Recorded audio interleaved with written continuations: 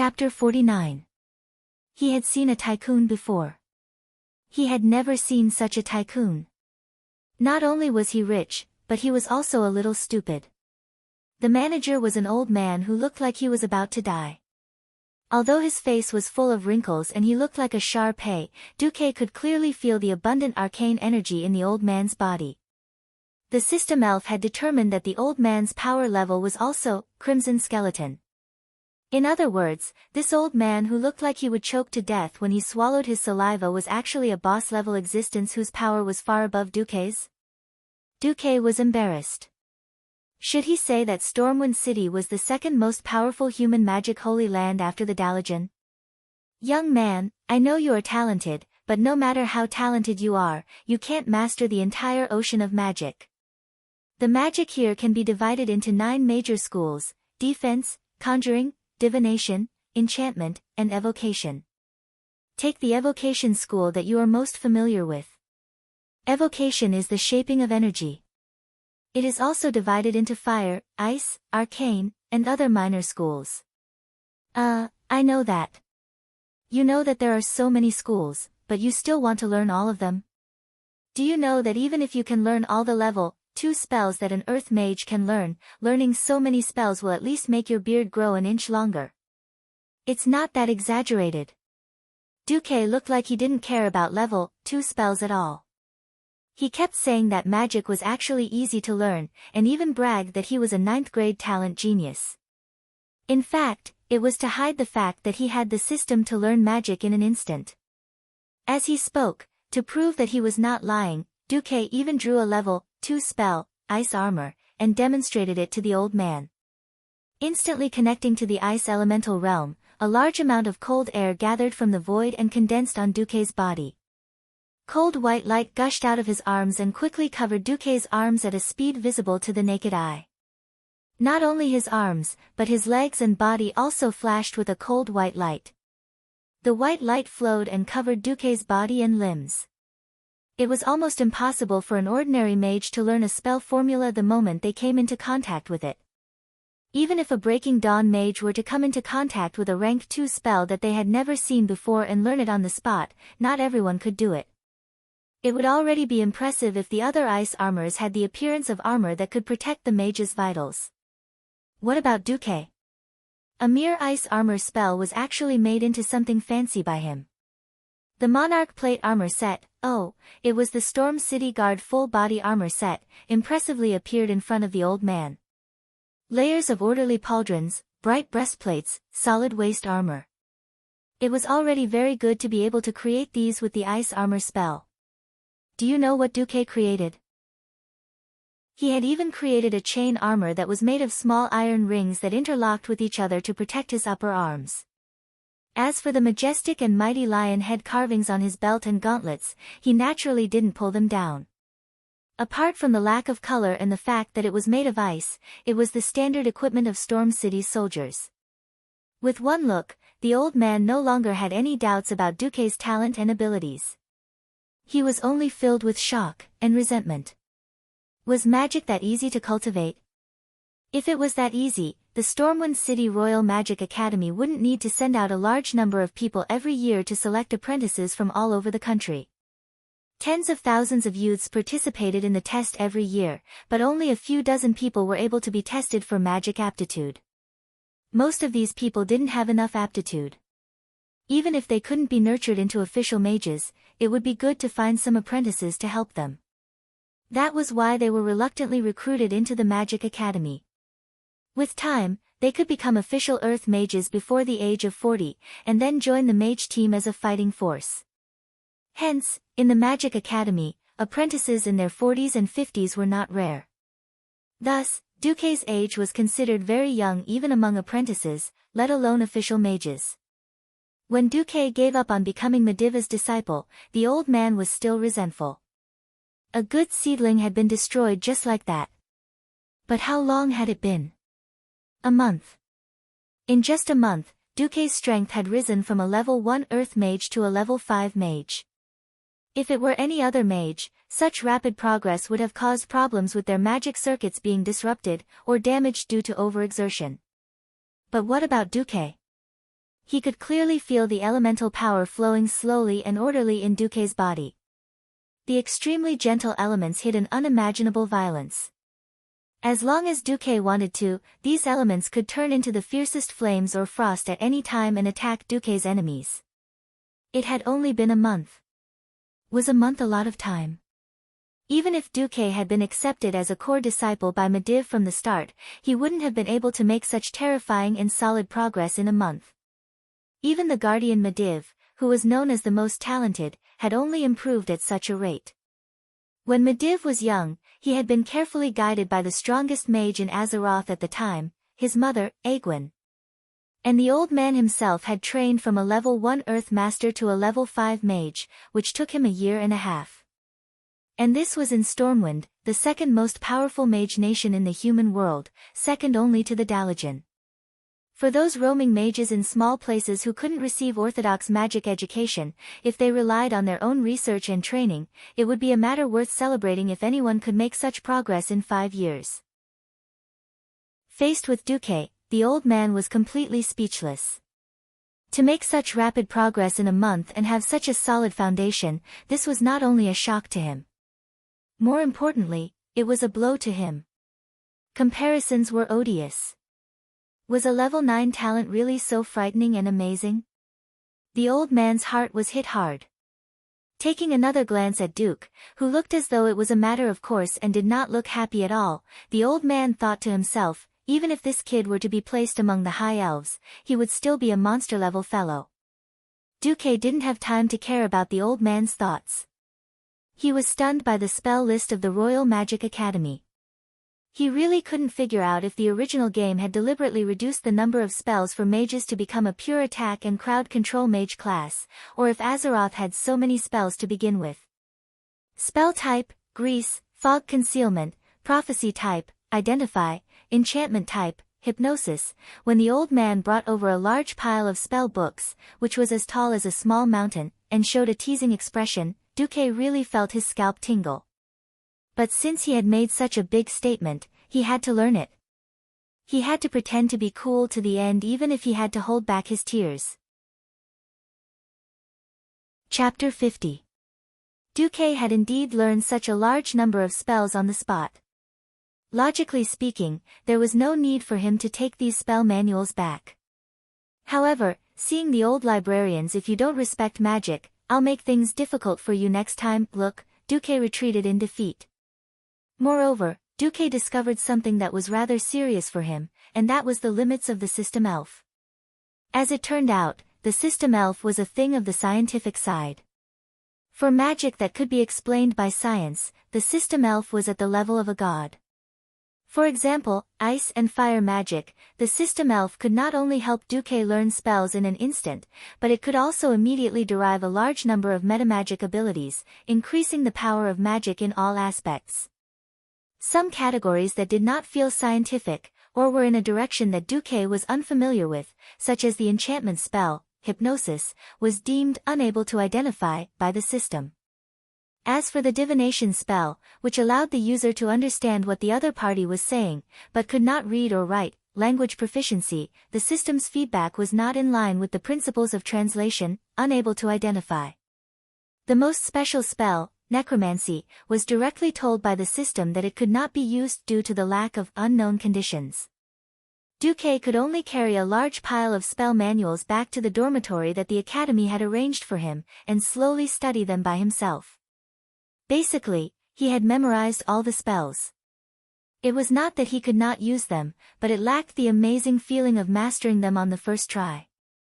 Duque knew that he was being too demanding. The old librarian had clearly told him that all kinds of magic casting techniques and metamagic abilities would be passed on to their disciples by mentors, and they would not be able to learn the essence of it outside. At most, they would learn some basic techniques in public lessons given by mentors to the entire academy.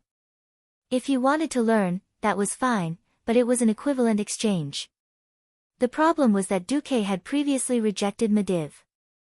Other than Old Man Norton, no mentor would be willing to exchange magic techniques with him. The most important thing was that Duque suddenly realized that the overall standard of magic in the academy was not high. Other than Medivh, there were only 2 Morning Star wizards in the entire academy, and there were no magic books above level 5 in the academy's library. If he wanted to learn more advanced magic, he would either go to the Dalajan, or go to Karazhan. Yes, Mediva's old nest, Karazhan, which was currently under the control of the Burning Legion's boss, Sargeras.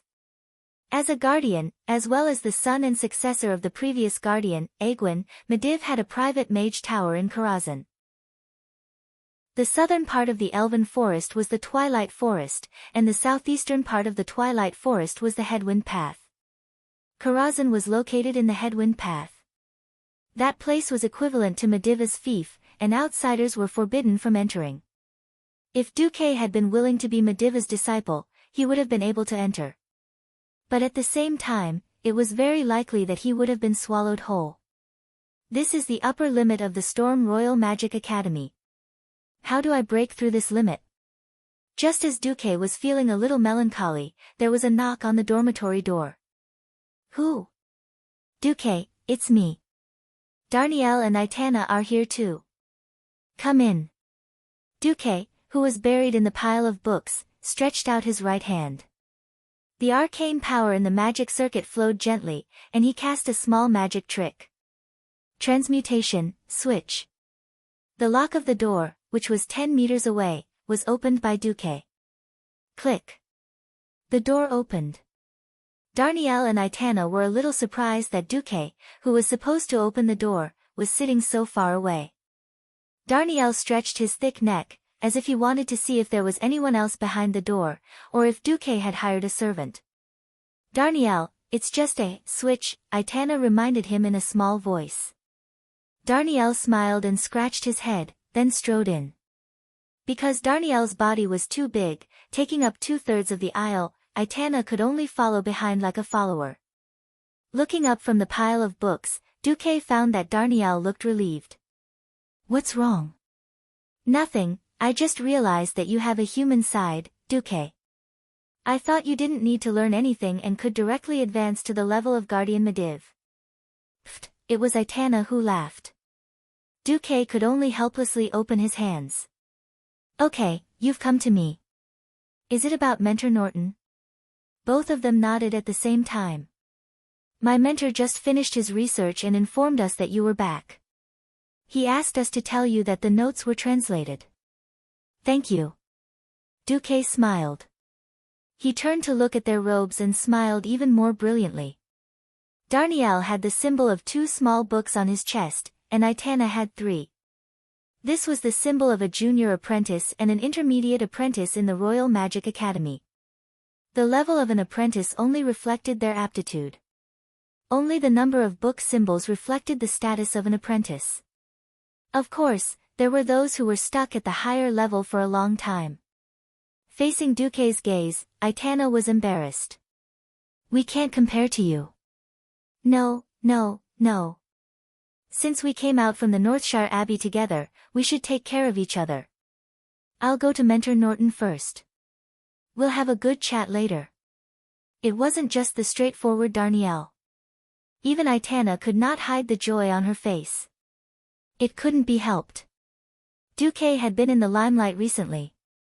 First, he killed Hogg, and then opened up the Pearl Sea route all by himself. Even their mentors hinted to them to interact more with Duque. Just like that, they followed Duque to Wizard Norton's private laboratory in the north of the academy. Only Morning Star wizards and above were allowed to build their own wizard tower within the boundaries of the academy. As a sky wizard, Old Man Norton only had a stand-alone house with its own courtyard as a laboratory. As if sensing Duque's arrival, the door to the courtyard automatically opened to the left and right. The stairs that should have led to the main entrance of the hall on the first floor suddenly bulged upwards, turning into a staircase that led to the 3rd floor. Just as Duque stood on the first step, he suddenly heard a voice, "Stand still." In the next second, the entire staircase was like an escalator, sending Duque up to the 3rd floor. At the end of the staircase was a circular window. Just as Duque was about to reach the 3rd floor, it suddenly opened in a spiral shape. Through the bright light, Duque saw Old Norton sitting on a recliner, using a magnifying glass to look at his notes. You're here. I'm here. I heard you had a good harvest in the western wilderness. Mentor Norton, do you need funds for your research? I can. Old Norton waved his hand. I'm old and have lost my motivation. I don't need those things. At this moment, Duque felt a never-before-felt lethargy from the old man. What had happened to the old man? Old Wizard Norton raised his head and looked at Duque. He suddenly laughed. It's nothing. I just saw my limits and the possibilities you have. Even if I'm not qualified to be your mentor, I still hope that you can accept my inheritance. Chapter 51. Duque was stunned. The breath that he exhaled from his nose and mouth was full of surprise. The old man looked at Duque, his seemingly old and muddy eyes gleaming with wisdom. The furnishings in the room were very simple. Soft beige walls, 2 comfortable armchairs, and a low coffee table. That was everything. It was so simple that it was impossible to find anything else to distract his attention from the other party. After a short moment of surprise, Duque looked at the old mage who gave him a chance and a new start in the world of Azeroth. It was a very complicated look. There was the disappointment of giving up, but there was also the hope of placing his hopes on someone else. In the old man's face, Duque seemed to see the last wish of an old man who was obsessed with magic and struggled for his whole life but did not achieve much. Duque could not bear to reject the hope of this old man who was at the end of his life and finally nodded.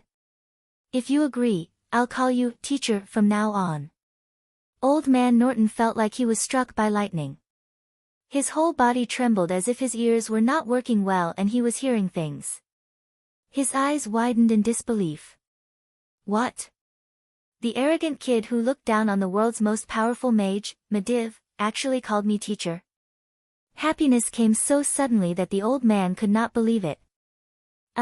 Duque, that. I really wanted to be your teacher. But Medivh. That. Actually. The old man was a little incoherent. Duque stepped forward and grabbed old man Norton's hand. Don't underestimate yourself. If it wasn't for your suggestion at Northshire Abbey, I might have been beaten to death by that fellow Brando. As for my refusal to be Medivh's disciple, it's not just because of ambition. There's a deeper reason. You'll understand my difficulties in the future.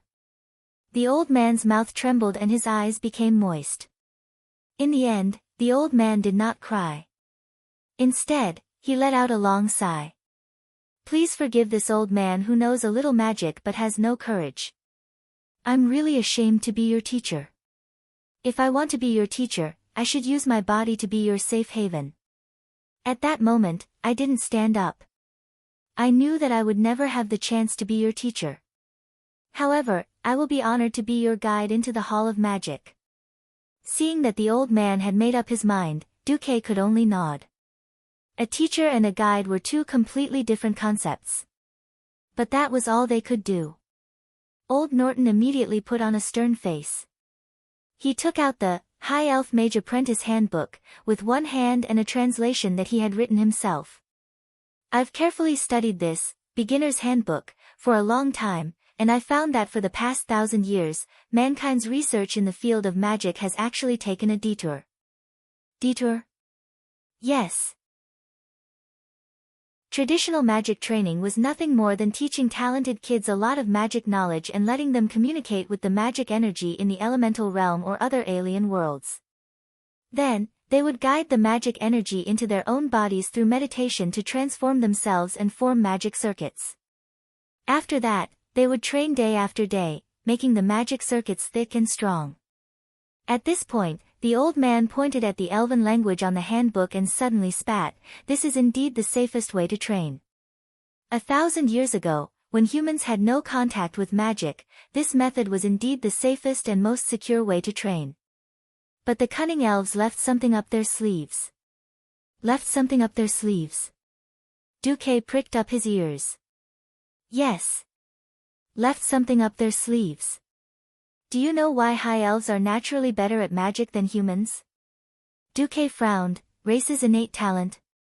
Of course this is one of the reasons, but there's another reason, the sun well. Duque immediately realized something. You mean, yes. Actually, for a good seedling with a strong physique, the foundation of magic can be built up quickly.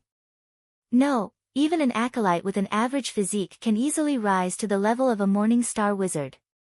The prerequisite is that they need a source of highly concentrated magic to transform their bodies day and night, and it has to be the body of a child whose body is still in its puberty. Duque felt a headache coming on. Where was he going to find a sunwell? That thing was tightly guarded by the high elves, and they would fight anyone who tried to touch it. He did not think that he had the ability to deal with the Sun King in Cuel Salis. At this moment, Old Man Norton patted Duque's shoulder. I'm willing to bet that even the person who gave you this, Apprentice's Handbook, did not realize that he had given you such a shocking treasure trove. Duque added in his heart, it's she, not he. The first 49 pages are essentially no different from the human wizard apprentice training manuals. At most, they're more refined.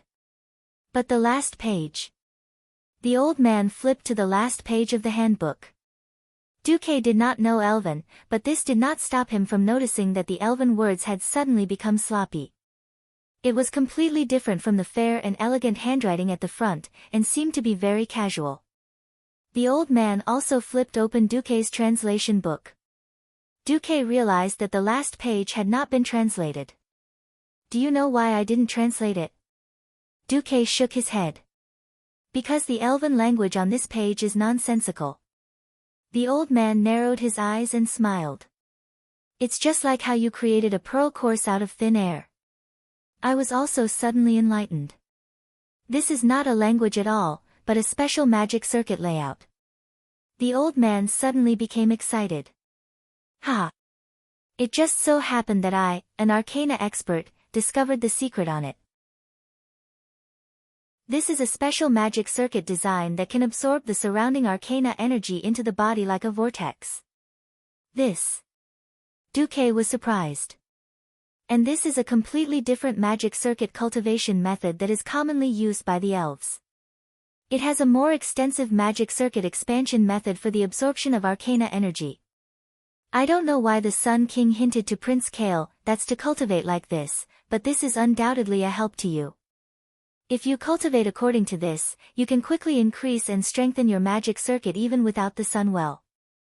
As soon as Old Man Norton said this, Duque immediately understood why. According to the history of the game, in the near future, Cuel Salis would fall, and all the remaining High Elves would fall into a strong addiction to arcana energy. As the king of the High Elves, Sun King Anastrian certainly knew how bad the addiction of the Sunwell was for the elves. So he sent Kael, that's to the Dalajan to study, which was also a disguised way to give Kael, that's more hope and a broader future. However, the Sun King did not expect that his little selfishness, which he thought could not be discovered, would flow into the hands of Aurelia, and then to Duque. Duque suddenly sighed. Aurelia was really his benefactor. Chapter 52. Old Man Norton handed over Kael, that's Mage Apprentice Handbook. Duque, put your hand on it. Don't resist the illusion given to you inside. This will be a very precious inheritance. Duque gently placed his hand on it, and a system notification immediately appeared. Host, unknown nervous system transmission detected. After examination, the risk is less than 3%. Do you accept the transmission? Yes. As a strange blue arcane energy was injected into the last page from the old man's hand, the elvish characters on the page seemed to come to life. They wriggled and twisted on the page, then began to combine with each other, shuttling back and forth, forming new arcane patterns. Detected a new magic circuit construction method. Function, enhance the absorption of arcane energy. After examination, it will greatly increase the host's absorption of arcane energy from the two branches of evocation arcane and fire. It is recommended that the host synchronously polarize part of his arcane circuit. The system elf still faithfully performed its duty. Duque's vision was completely replaced, and an illusion of a starry sky appeared in front of him. Even the existence of Duque seemed to have disappeared. He didn't need to breathe, didn't need to think. It felt as if his entire body had transformed into thousands of thin mental threads. He could clearly feel that his spirit was being stimulated by an inexplicable force. In every thread of his spirit, there was magical power surging wave after wave like the tide.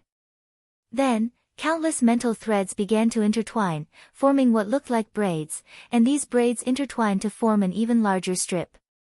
The barrier between the mental threads melted at some point, and the small threads became small tubes. Then, the small tubes merged into an even larger tube. When the tube became incomparably thick in Duque's vision, finally, the long tube wound into a closed circle that connected the end to the end. Duke could clearly see that the radiance of arcane energy was surging in the huge tube. They kept hitting and slapping the scab-like barrier at the end of the tube that had already been fused into one. It seemed that the arcane energy in the tube was not enough to break through this barrier. But at the last moment, an indescribable external mental wave rose again. It was as if after climbing the highest peak of a mountain, an illusory higher peak suddenly appeared in the clouds, pulling up Duque's imagination and understanding of power by more than a level. No, this was definitely not an ordinary technique, where there was always a mountain higher than the previous one. Not only did Duque feel the old man's power, but there was also an unfamiliar and mysterious power. That power was filled with a gentle feeling of heat. He suddenly realized, this was probably the mental power left behind by the High Elf Sun King Anastrian. Duque didn't know if Kale, that's had enjoyed this benefit before. In any case, this mental power was now all for Duque's benefit. A gigantic circular magic circuit model appeared in his spiritual sea. At this moment, Duke's body was like a 3D printer, perfectly replicating himself according to the model, like a projection. One dot, one line, one side, one three-dimensional, slowly projected, slowly shaped. Duque could see that this was no longer a simple magic circuit. There were also countless mysterious blue pentagrams on the magic circuit. After these symbols took shape, they began to absorb the free arcane energy in the surrounding air like the suckers of an octopus. The colorful light spots were filtered by the pentagrams on the circuit and then entered the circuit. They were already pure arcane energy. Although the light spots that were absorbed were like thin soap bubbles, they were indeed increasing the total amount of arcane energy in the circuit.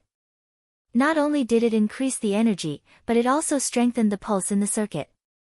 Unlike the blood vessels in the human body that simply bore the burden of blood, the arcane energy that flowed at a high speed was actually quietly expanding the width of the circuit, making it wider and the walls of the circuit more elastic and thicker.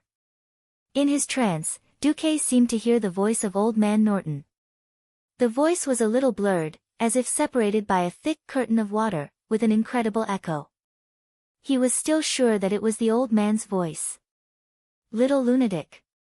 I only asked you to learn how to build your own magic circuit, not to do it on the spot. Crazy. Crazy. Really crazy. Duque knew very well that a huge magic circuit had already taken shape in his body.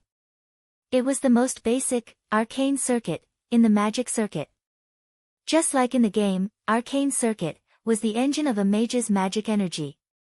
A mage's talent was either arcane magic plus frost or arcane magic plus fire.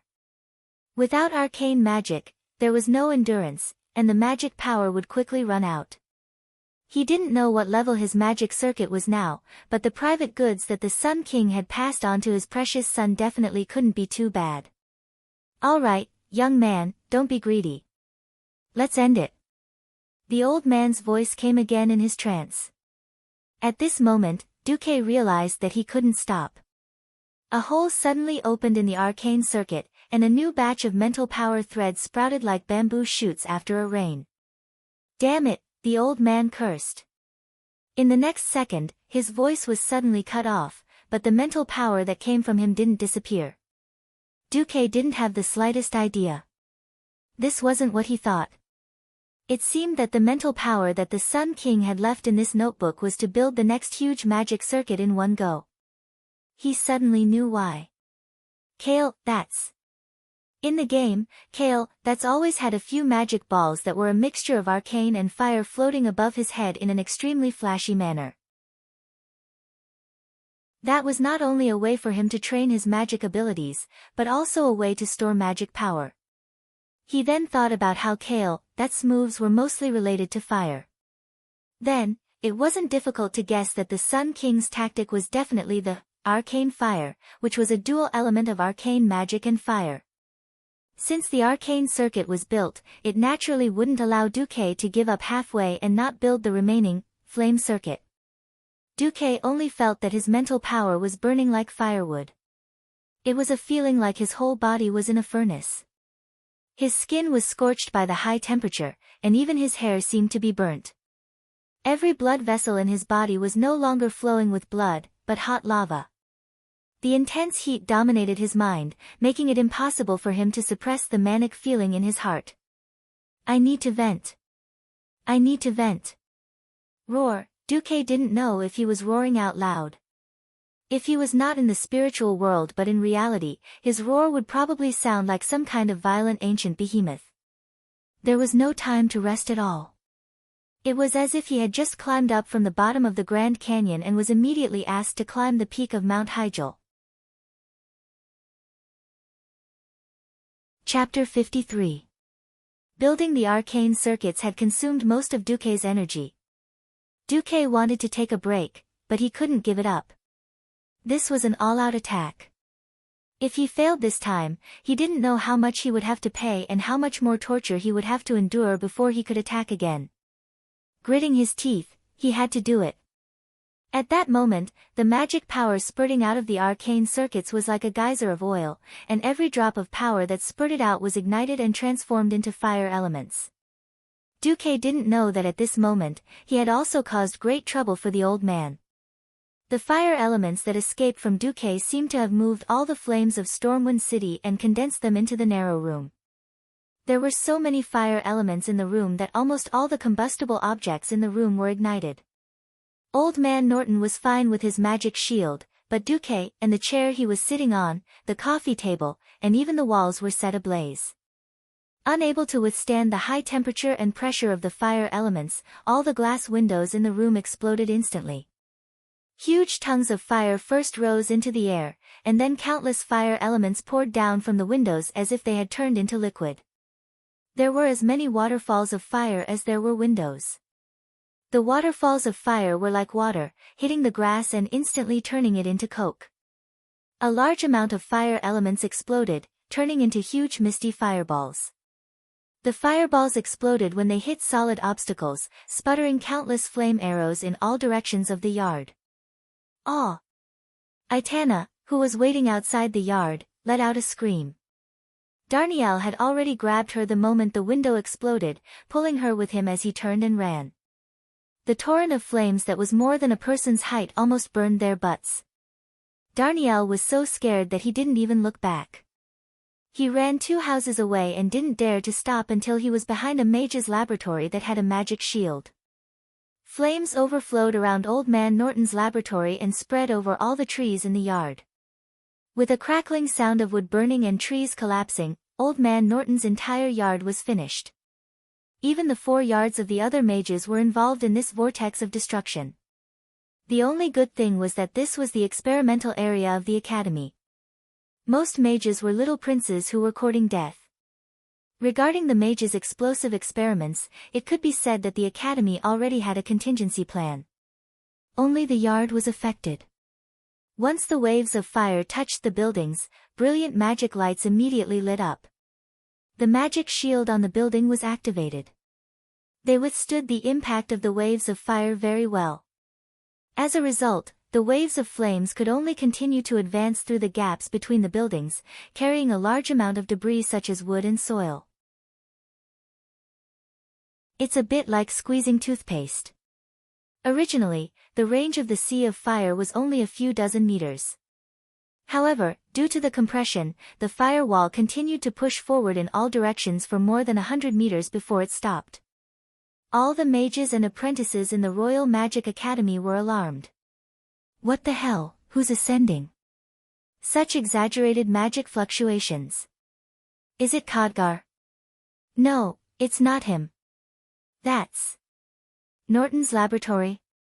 Could it be? While the others were discussing, Darnielle and the others did not know. Still in a state of shock, they looked at the experimental area around them that had completely changed. Their mouths were wide open, but not a single word came out. All the roads and streets were charred black. Black charcoal dust blew everywhere.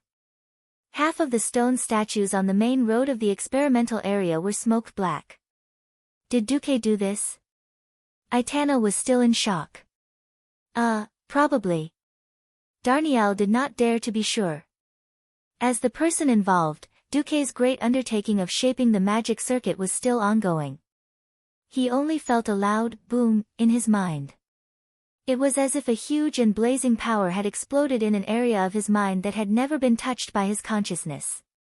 Like a mountain exploding, the flame power that despised Duque's mind for being too small opened up a space in Duque's mind. The flames exploded, and the countless exploding fireballs were actually wrapped in a large number of fiery red threads of mental power that represented flames. They shot out from the gap in the arcane circuit. It was like a proud emperor ordering his messengers to ride in circles. Wherever the horse went, it was his territory. It was the same for the thin thread of flame spiritual power. It was actually trying to make a bigger circle than the arcana circuit. What the hell, this is simply courting death. Duque's face turned green. In his ears, the system elf's warning kept ringing. Warning! Warning, the arcane energy in the host's body is not enough to complete the construction of the flame magic circuit. At this rate, the host's energy will be drained in 3 minutes and 57 seconds. All the mental power in the host's body will be exhausted, and he will die. Not to mention the system elf, even Duque was going crazy with anxiety. Is there any alternative? It was obvious that Duque had been tricked unintentionally. When Kale, was building his own arcane fire magic circuit, his situation was definitely different from Duque's. Even if he did not have the pure magic power of the Sunwell as a backup, as the Sun King's most valued heir, he definitely had other means of supplying magic power. But this was Stormwind City, and Duque did not know if there was a ley line or a source of magic power here. If he was caught off guard, it would definitely be too late. Is there any alternative? This was the second time Duque had asked. Scanning, protective measures detected, but require a password to activate. Host, do you want to enter the password now? Yes, try, Kale, that's for me. Comparing the original handbook and translation, automatically converting the common language into High Elven. Testing password error, please re-enter. Sun King. Error. Sunwell. Sin Dorii. Sweetheart. High Elven Light. Error. Error. Error. Still an error. Duque was about to go crazy. He was about to be drained dry, and he still had to foolishly test the password here. Sunstrider. Oh. Ashes. Duque tried more than 100 passwords in one go, and the results were all F*King wrong. Isn't there something that automatically inputs a large number of passwords and automatically tests the correctness? Host, you're talking about a simple password with 10 numbers from 0 to 9, A to Z, and all the symbols on the keyboard. The system can try to use high-speed password changing methods to hit this kind of password. But this is a password, and it's impossible to activate the protection program if you can't say the correct password. Yes, it seems that there must be a corresponding tone. F*CK.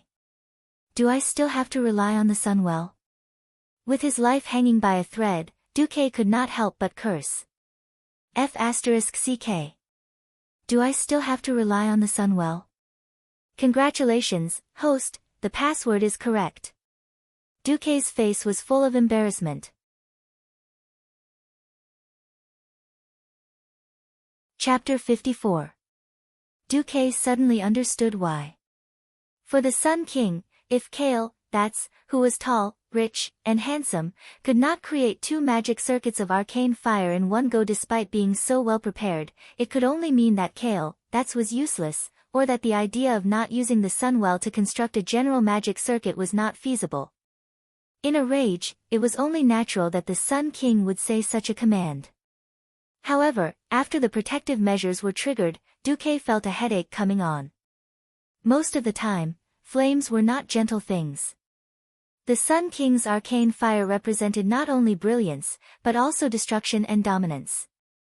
Of course, Duque hoped that with a shake of his body, the tortoise, the tyrannical aura of a king would erupt, and the power of heaven and earth would submit to him. However, the reality was, oh my God, the flame circuit was making a cameo appearance as a robber. If the main body was not enough, he would make up for it by robbing. There was no room for Duque and the system elf to refute at all. The flame circuit turned into the most ruthless robber. Countless tiny flame spiritual lines extended from the circuit and spread in all directions at high speed, rushing towards all places with magic energy. Pfft! Duque almost spat out a mouthful of blood. If he did not rob it, he would die. If he robbed it, he would at most slowly wipe his ass later. Duque gritted his teeth. Either he did not rob it, or he would rob the biggest one. Seeing how fierce the flame circuit was, how could an ordinary source of magic satisfy it? He knew very well that the homes of the little mages around him were like bank counters without much money, so Duque simply instructed it to extend its evil hand to the most valuable treasury in Duque's eyes. Mediva's Mage Tower. That's right, Mediva's real nest was indeed in Karazhan. However, as the court mage of Stormwind, Mediv also had a mage tower in Stormwind City as a foothold. Mediv was evil. Mediv was the boss. Defeat the boss and distribute the equipment. Wasn't that fair and just? Unknowingly, Duque was already a little crazy. He was completely unaware that he was in a state of lacking moral integrity. The side effect of lowering his moral bottom line had already affected him imperceptibly. Trespassing into another mage's mage tower without permission was equivalent to declaring war on that mage. I don't care. Taking the Sun King's magic circuit secret book was already a bad deal. He was still in the midst of cultivation, yet he was attacking Mediva's Magus Tower. Ignore.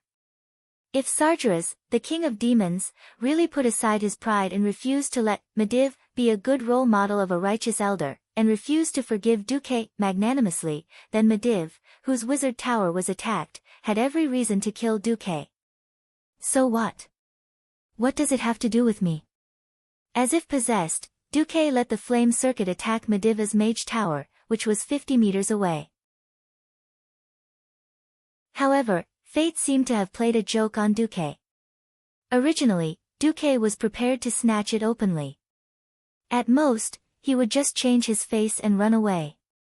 Who would have thought that the thin thread of spiritual power from his flame circuit would actually circle around Mediva's mage tower and leave?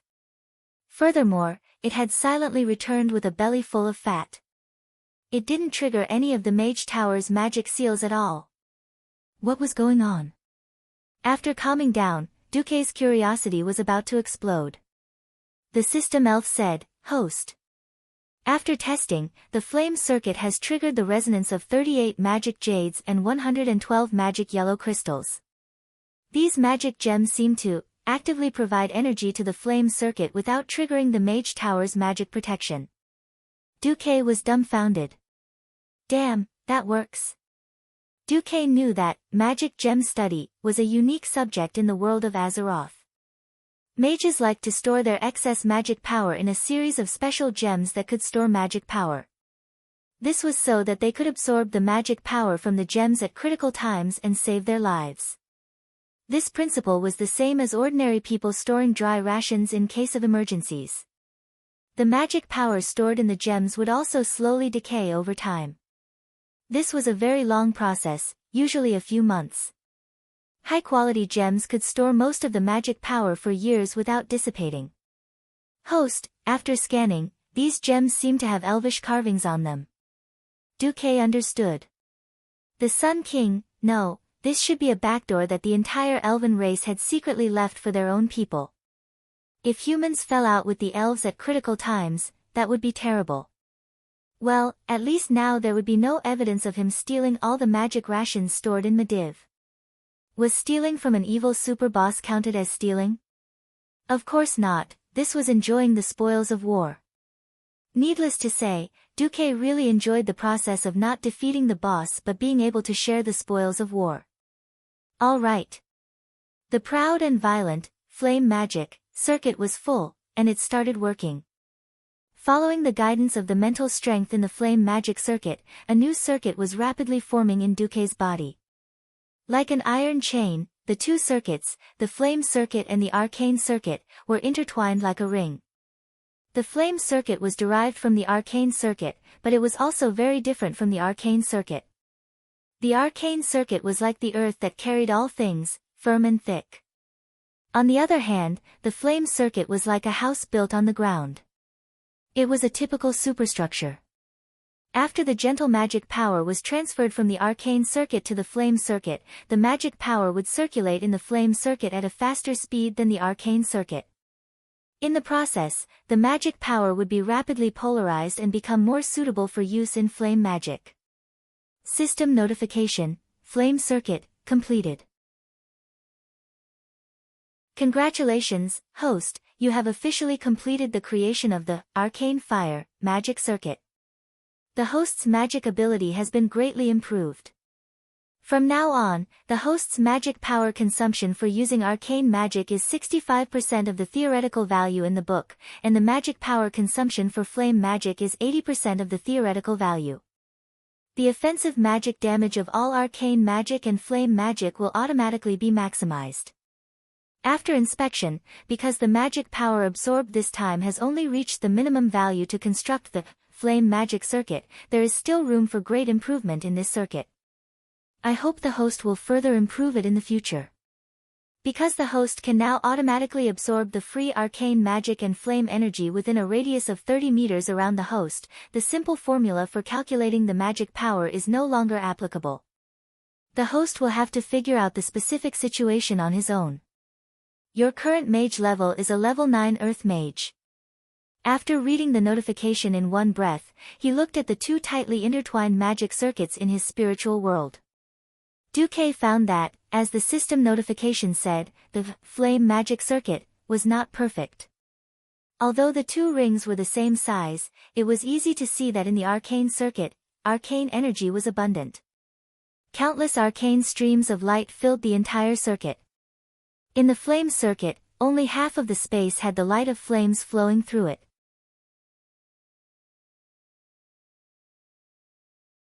Chapter 55. Duque frowned. It seemed that this was all he could do for the time being. Duque didn't have much to complain about. He was lucky enough to complete the foundation even though he was blindly trying to do so. With the arcane fire circuit inherited from the High Elf King, Duque was already luckier than most mages. Duque slowly opened his eyes, and what came into view was old Norton, who was still in shock and hiding in the magic shield, even trembling a little. "You finished building your magic circuit?" the old man asked tentatively. "Yes. I'm afraid I'll have to call the elf Prince Kale, that's senior brother from now on," Duque said playfully. The old man almost fainted from fear. "Please, don't scare me. Learning the inheritance of the elves, no, the Elven King without permission will be very troublesome." "It's okay, the Sun King is very fast." Duque wanted to say that it wouldn't be long before the Sun King died, but he suddenly remembered that the secrets of heaven could not be revealed, so he shut his mouth. "What's wrong with the Sun King?" "Nothing. If this gets out of hand, the person who sent me the letter will take the blame." Duque didn't really want Aurelia to take the blame. He was thinking about how to further modify his magic circuit so that in the future, even if the Sun King stood in front of him, he wouldn't be able to see it. "Yes, where did you go to collect the magic power just now?" Duque looked at the dull magic power gems at the old man's feet and suddenly felt a heartache. The old man had even compensated him for the cost of his coffin in order for him to build the arcane circuit. Not wanting to implicate old Norton, Duque made a shushing gesture. "I went to borrow some from the Mediv." Unexpectedly, the old man cried out strangely, "Impossible. The Guardian has been missing since last Wednesday." Without any warning, he was neither in Stormwind nor back to Karazhan. Duque's heart skipped a beat, and started to beat wildly. Medivh is missing. Duque, who was familiar with the history of the world of Azeroth, knew what this meant. Medivh's disappearance was a major event for Stormwind and the entire world. While Medivh was missing, Sargeras was no longer satisfied with hiding in the dark and secretly influencing Medivh's decisions. Sargeras began to devour Medivh's soul. When Medivh reappeared in front of the people of Stormwind, he would trigger the most famous event in history, the Dark Portal, and bring the orcs into the world of Azeroth. This was also the beginning of a series of upheavals and apocalyptic crises in the world of Azeroth. At this moment, Duque finally felt that the seemingly stagnant wheel of history was still moving in an irreversible direction. Duque couldn't help but be speechless. Okay, I admit that I took the mana from the mana crystal that Medivh put in the Mage Tower. But I didn't take it. It was the Sun King's backdoor. Duque told Norton about the backdoor that the Sun King had left with his mental power. The old man was both happy and shocked. He was happy that nothing would happen to him and Duque this time. He was shocked that the elves were not kind. They actually held back the mana gems that they had given to the humans. Seeing the old man's fear, Duque comforted the old man. Don't worry, I have the Pearl Sea route now. At most, I'll go back and buy a batch of mana gems to compensate Medivh. It would be strange if he would compensate. The next time he saw Medivh, that guy would already be the boss of the Burning Legion. He didn't go and kill the boss, but gave the boss a gift. I'd be crazy to do this. Of course, Duque's move still comforted the old man very well. When Duque proposed to compensate the old man for the mana crystals, the old man refused. There's no need. I don't have any children. I've been studying arcane spells for most of my life. It wasn't until recently that I suddenly realized that I was really old that I remembered that I should accept a disciple. Although you're not my disciple in the real sense, I treat you as my last disciple. Aitana might be better. She's expected to become a sky mage. But Darnielle will be lucky if he can become an earth mage in this lifetime. The old man put his hand on Duque's shoulder. I'll rely on you to help pass on my research. Duque's eyes couldn't help but turn red and moist. It was like a father giving birth to a son, and a son giving birth to a grandson. In the world of mages, inheritance was just like that. Many times, for the continuation of knowledge, many things were done without asking for anything in return. You don't have to be surprised. When you're old, you'll think the same. Alright, now that you have a very solid foundation, you can officially learn my arcane techniques from tomorrow onwards. Got it. At this moment, there was a commotion outside the room. It should be the guards and the mages on duty rushing over. Hey! Abela Norton, you old ghost, are you dead yet? If you're dead, just grunt. A rude shout came from outside the window. Flit, you're dead, but I'm not dead. Old man Norton roared back in annoyance. Very good. Then what about that little guy Duke Marcus? After a while, you'll be able to sit on the Sky Mage seat with him. Oh, damn it. I've lived my life in vain. Right, where should I send the bill? Here or at Marcus's? We've lost a lot this time. It can't be settled without a few thousand gold coins. At the mention of a few thousand gold coins, old man Norton's head shrank. Of course it'll be handled by that kid Marcus himself. Duque was tongue-tied. The gratitude he felt from the old man not needing him to pay for the crystals was gone. Hey! What happened to the mentor taking care of everything? Give me back my gratitude. Facing Duque's aggrieved gaze, old man Norton decisively changed the subject. Right. Your foundation in arcane magic has been built very well. Now it's time to strengthen your understanding of arcane magic. Starting tomorrow, you'll come to me to learn arcane magic techniques. Alright, I'll just treat it as tuition. After this day, the entire academy knew that Duque had advanced to a 9th grade Earth Mage. All the official mages looked at Duque differently. At first, Duque didn't understand. Later, It was the old man who told him that in the world of mages, only those who could truly form a magic circuit and continuously absorb the magic power drifting in the atmosphere would be recognized as true mages. The standard of being able to cast 3 level 1 spells was purely for the convenience of determining the boundary between a mage and an apprentice. In the following days, Duque focused on learning arcane magic techniques from Old Man Norton, which was metamagic abilities. It was different from the kind of special effects that could be obtained by simply adding points in games. In a situation where even the system elf couldn't analyze it, Duque could only be like a real apprentice, constantly using his own senses to perceive. Again and again, he repeated this in constant failure and practice. The number of failures was so many that Duque couldn't remember how many times he had failed. Finally, Duque succeeded. Arcane Subtlety reduces your target's resistance to all your spells. The specific effect depends on whether you can grasp the target's weakness in actual combat. Arcane Focus gives you a 10% chance of entering the energy-saving spellcasting state after casting any kind of damaging spell. The energy-saving spellcasting state can reduce the mana consumed by your next damaging spell by 100%.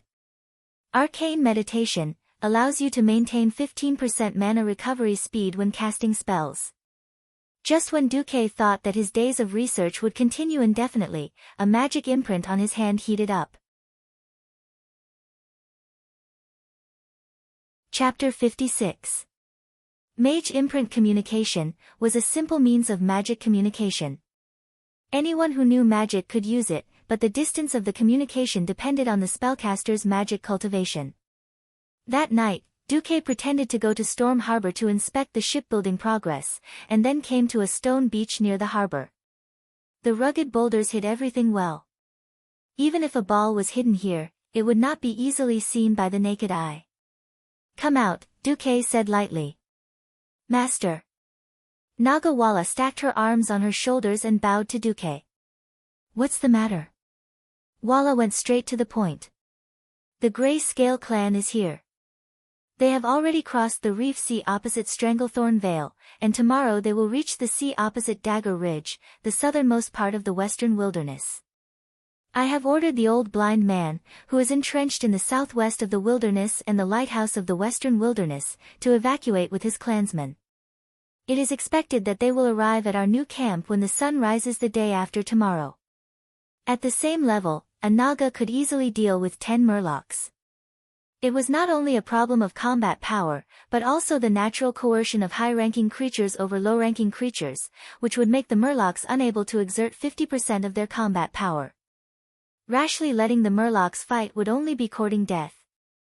Duque raised his chin slightly. "You did well."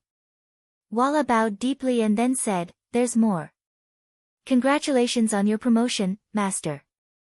As soon as I came near Storm City, I could feel the surging magic from Master in the imprint." Duque was a little stunned, and then smiled. "You won't regret following me. You go back first, I will appear when the time comes." Wala nodded and bowed again, then turned around, swaying her long snake tail, and the green figure disappeared into the waves of the sea. Duque looked at Wala's back meaningfully. This female Naga should have held back. She might have been injured before, causing her strength to decline. Now that she had caught her breath, her strength had recovered a lot. It just so happened that Duque's magic circuit was formed. Duque didn't care about Wala's thoughts. Firstly, his imprint could tell Wala how strong or weak he was. Secondly, as long as Wala couldn't afford the price of betrayal, then she would always be loyal. Turning around, Duque went to look for Makarov. The next morning, before dawn, the fishermen were already preparing to go out to sea to fish. An important guest had arrived at the dock, the Earth Magician, Duke Marcus. Makarov and a dozen mercenaries followed behind Duque. There was a high platform next to the report board at the dock. Usually, it was used to announce important events. Today, Duque's blue and white mage robe was so dazzling that many fishermen didn't even dare to look Duque in the eye. Makarov and his men were all dressed in brand new leather armor, with daggers tied to their waists and legs. It was the typical attire for naval warfare. Duque nodded slightly. Makarov stepped forward and shouted to the fisherman, "Now, the owner of the Pearl Route, a member of the royal family's mages, the Earth magician Duke Marcus has a slightly dangerous business to do." Slightly dangerous? Big business?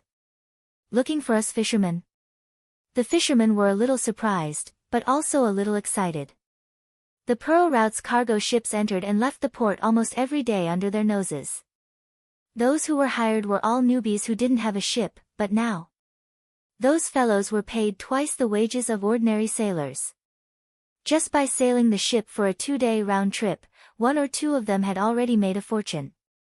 There were no murlocs, no naga, no sea beasts, and they were earning a salary that the fishermen were extremely envious of. They were often reprimanded by their families for not catching up to the good times and making their first bucket of gold in the Pearl Route. The more peaceful the era, the easier it was to stimulate people's risk-taking genes. Looking at the two mercenaries beside Makarov carrying a large chest of gold coins, the fisherman's eyes were worth it. There was surprise, but also joy. The surprise was that the fisherman's wages were definitely not worth the gold coins. The joy was that this was definitely a big business.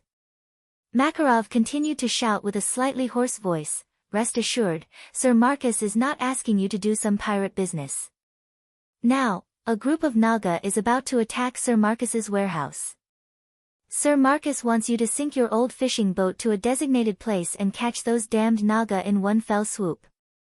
In exchange, Sir Marcus will compensate you with a brand new fishing boat of the same size, or directly buy it for 500 gold coins.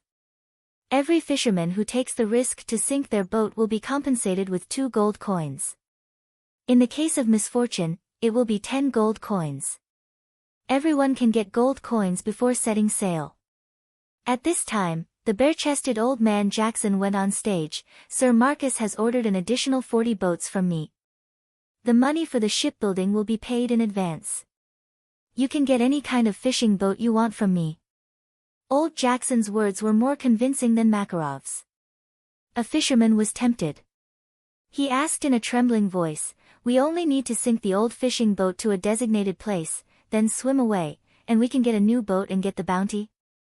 "Yes. Sir Marcus will personally take care of those hateful Naga, while our mercenary group will take everyone back to Stormport on the boat in the back."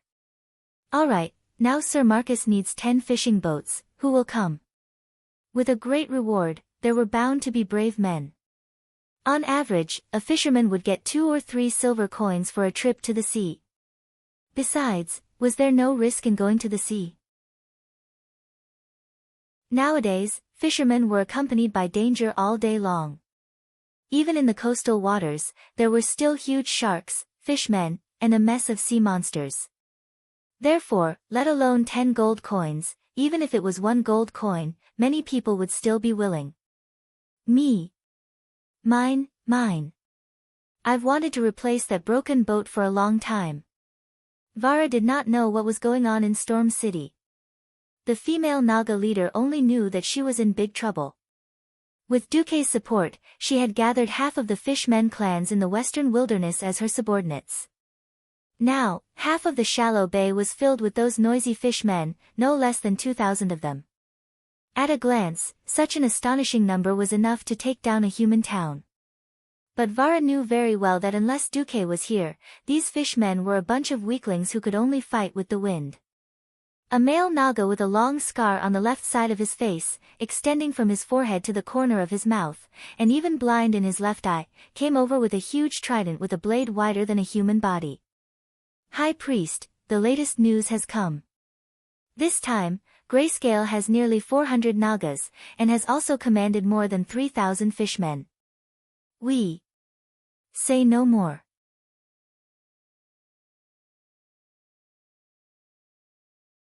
Chapter 57. It was another dawn. The vast surface of the sea was suffused with a blue radiance. However, if one looked carefully, they would discover that there were many strange figures swimming at high speed in the clear shallow sea. Like a school of migrating fish attracted by the intersection of cold and warm ocean currents, countless murlocs the size of trolleys began to attack a bay in the northern part of the western wilderness. The bay was not big. The crescent-shaped entrance was about 60 meters wide. Once one entered, one would enter the shallow water area with a depth of less than 2 meters. If this place was not filled with murlocs that had no sense of beauty at all, it might be a perfect beach. The huge murlocs were like a black tide, surging at the entrance of the bay, dyeing the entire outside of the bay. At the entrance of the bay, a male naga swam in. His huge snake tail swayed in the waves, supporting his majestic upper body above the water surface. Waving a trident, the strong male naga with gray scales shouted arrogantly, "Seeing that we are also from Queen Azhara, hand over the baby and the human who killed our chief warrior. The Gray Scale clan will give you a chance to put down your weapons and surrender. This is the territory of the hundred-handed death god Hugard. If the Gray Scale clan does not want to be exterminated, get lost." Vara raised his scepter high and shouted at the other party. The male naga showed a sarcastic expression. He shook his head as if he knew this would happen. His figure disappeared into the water. Is that human so reliable? The one-eyed male naga beside Vara could not help but ask. No, I'm just tired of running, and I don't want to surrender. Vara turned his head and looked at his most loyal subordinate with his greenish-brown eyes. He then glanced at the newly built nest. Gennard, if the battle is not going well, take them and leave. They are our last hope. The male naga called Gennard seemed to be reluctant, but he nodded heavily in the end. Understood. In the distance, there was a continuous sound of water splashing, like boiling water. The black color outside the bay dyed the mouth of the bay at a speed visible to the naked eye. Then, accompanied by a series of strange squeaks unique to murlocs, the army of murlocs charged to the edge of the beach in the blink of an eye. The surging momentum was like a huge wave hitting the shore. It was very frightening. Unfortunately, the raging waves beating the shore only had momentum. The merfolk's huge wave was shattered by a different kind of shore. Throw the axe. Over 1,000 simple short axes spun in a wondrous manner from high up on the shore. It was as if a sudden heavy rain had poured down, almost instantly extinguishing the morale of the attacking murlocs that had just been stirred up. Skinning axe. Duque had obtained the blueprint from Hogg. This was the simplest kind of axe. It was made by tying a sharp stone that could be seen everywhere on the beach to a wooden stick with a thick rope. For humans, unless they were primitive people, no one would use such a crude battle axe. But for the slightly retarded murlocs, this was the best throwing weapon. The long-range attacks easily crushed the morale of the attacking fishmen. The group of fellows turned around and fled at a speed even faster than when they came. For a moment, the battle formation was in chaos. Taking advantage of this opportunity, Vara raised his scepter, and all the defending murlocs jumped into the sea one after another, fighting with the murlocs who were trying to escape. If it was a brilliant commander paired with strictly disciplined soldiers, they might be able to use the terrain to repeatedly consume the opposite side's forces, but the murlocs, well, that was the case with their retardation. Anyway, one side had to escape, and the other side had to chase, so at least there would be some results. But as the Gray Scale clan became ruthless and threw a large number of male nagas into the battlefield, the situation developed in a direction that was not favorable to the furious Scale clan. The male nagas had burly bodies comparable to trolls. When they stood up, they were easily more than 2 meters tall. Even on land, without 3 or 5 Stormwind City soldiers, they would not be able to handle them. Where there was water, they were even better at hand-to-hand combat. They waved their huge tridents, as if they were chopping melons and vegetables, easily chopping the murlocs who dared to come forward on the furious Scale clan's side into minced meat. After a few tests, the murlocs only dared to use the skinning axe and the murloc wise's frost arrows for long-range attacks. But the effect was not great. As an aquatic race, the male naga had good ice magic resistance and extremely thick scales. Wrapped around the explosive muscles were fish scales that were comparable to armor. The murlocs' attacks could hardly hurt them at all. At this time, a female naga with gray scales all over her body appeared in the bay. Vara, I'll give you one last chance, kneel under my tail. The Naga siren who has the ability to cast spells should not die so easily. I refuse, then you can die. I will find your young females and teach them well. Ha ha ha ha. The Naga clan was a matriarchal clan, and the females who had the ability to cast spells were the masters. The strength of a Naga clan was often not measured by the size of the population, nor by the number of slaves, but by the number of female Naga who had the ability to cast spells. If there were not enough females in their own clan, they would rob other families' female cubs, and then cultivate them into helpers of their own clan. This was the way the Naga clan survived and expanded. Come on. Vara was furious. One of her arms held the scepter, and the other two suddenly pulled out 4 sharp scimitars from the scabbards behind her waist. Those were exquisite weapons that should not have come from the Naga clan. The cold light of the scimitars was reflected in the sparkling light, and the warriors of the Grey-Scale clan could not help but be stunned. Those were expensive weapons from the Iron Stove Castle's dwarf craftsmen. When Duque arrived, the battle had entered the most intense stage. More than half of the Grey-Scale clan had attacked the beach. On the beach, Vara was besieged by dozens of male Naga. Almost every moment, there were more than 10 tridents slashing at Vara, but Vara took advantage of the small gap between the different movements of the male Naga to fiercely counterattack. Every time when it was about to be hit, Vara's slightly slender upper body, with the support of the coiled snake-like lower body, swayed at high speed like a roly-poly doll, and dodged the fatal attacks in an instant. The scepter kept releasing chilling ice arrows, knocking down the male Naga one by one. The 4 ferocious scimitars released a continuous stream of blade light, chopping off one thick arm after another. Her movements were so fast that she even pulled out a faint afterimage. She was so fierce, but still could not stop the balance of victory from tipping in the Grey-Scale clan's favor. Because the opponent's priest had not yet made a move. At this time, a clear male voice suddenly came from the mouth of the bay. I heard that you can farm monsters here.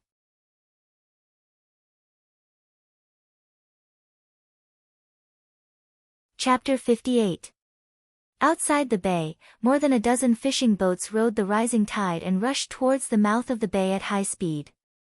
They were so fast that the few scouts that the Grey-Scaled Nagas had set up could not react in time. All the elite warriors had been transferred into the bay, and the small number of Nagas and Murlocs left outside the bay did not even have time to react before they were defeated by Duque's magic. The fishermen fearlessly crashed into the mouth of the bay, following the tide and pulling out the plug at the bottom of the cabin with a long rope, allowing a large amount of seawater to pour into the boat. At the same time, they looked for an opportunity to jump into the sea and quickly swam back to Makarov's side. The entire process was done in one go, and it was almost completed before the Nagas realized what was going on. When more than a dozen boats completely blocked the mouth of the bay, Duque stood at the top of the largest boat and made that extremely pretentious declaration.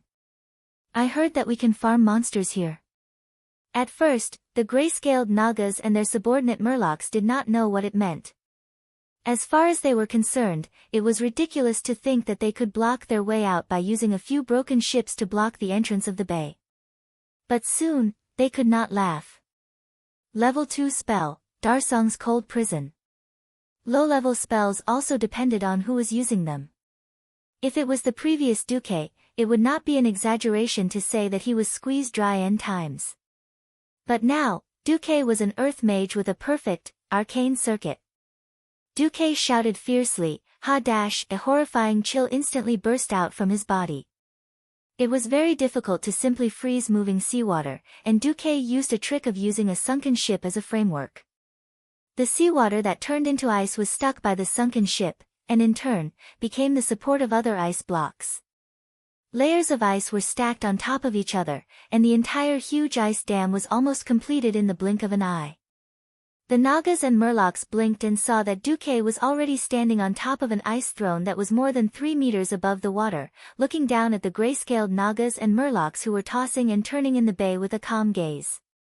In the next moment, the iconic 108 hands of magic appeared in the void. At this moment, Duque's aura was astonishing. He was so dazzling that he was like an ice god descending from the heavens. Near the mouth of the bay, a male Naga tried to attack Duque just now, but his entire lower body was frozen.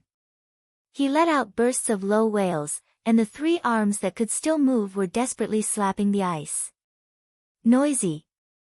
Duque raised his eyebrows coldly. One of the hands of magic in the void suddenly extended its index finger, and a maximized arcane missile accurately pierced through the male Naga's mouth and the back of its head, splashing out an arrow of blood. Naga let out the last whimper of its life. Its tall and majestic body swayed, then fell back onto the ice. There was silence on the battlefield. Everyone who witnessed this scene seemed to have forgotten about time and everything in the outside world. Makarov and the other mercenaries and fishermen subconsciously stopped what they were doing. Apart from the salty smell of the sea and the chill of the icy wind, the air in their nostrils seemed to be filled with excitement, heat, and a hint of a legend. Are all old mages this powerful? Or is it that only Sir Duke Marcus is this powerful? Even though everyone on the boat had their eyes on that ridiculously young figure, Makarov did not forget his current situation. He took a step forward and blocked Duque's line of sight from the dazed helmsman. He pulled out his dagger and swung it in the opposite direction. What are you standing there for? Turn around immediately. We'll await your triumphant return.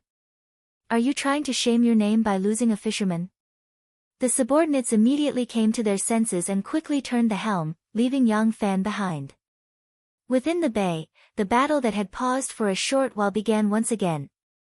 Just like Blind Old Man and Fish Spear, the murlocs under the gray-scaled Naga's command crumbled the moment they saw Duque's many hands of magic. They cried, screamed, and made all sorts of unintelligible noises. Thousands of murlocs were thrown into chaos in the middle of the bay. Kaku, in the name of the mighty god of the sea's 100-handed reaper, attack. Blind Old Man and Fish Spear immediately launched a counterattack, cutting down the Naga's murlocs as if they were vegetables. It's a mess, it's all a mess. Even if the gray-scaled Naga Siren still had the upper hand in terms of high-end combat power, the female gray-scaled Naga Siren priest knew that if Duke subdued all of her murlocs, the hundreds of Naga Siren would be wiped out. She ordered the strongest male Naga Siren warriors to continue attacking Vara while she personally led her subordinates and charged towards the mouth of the bay. They had to kill Duque and open up a gap.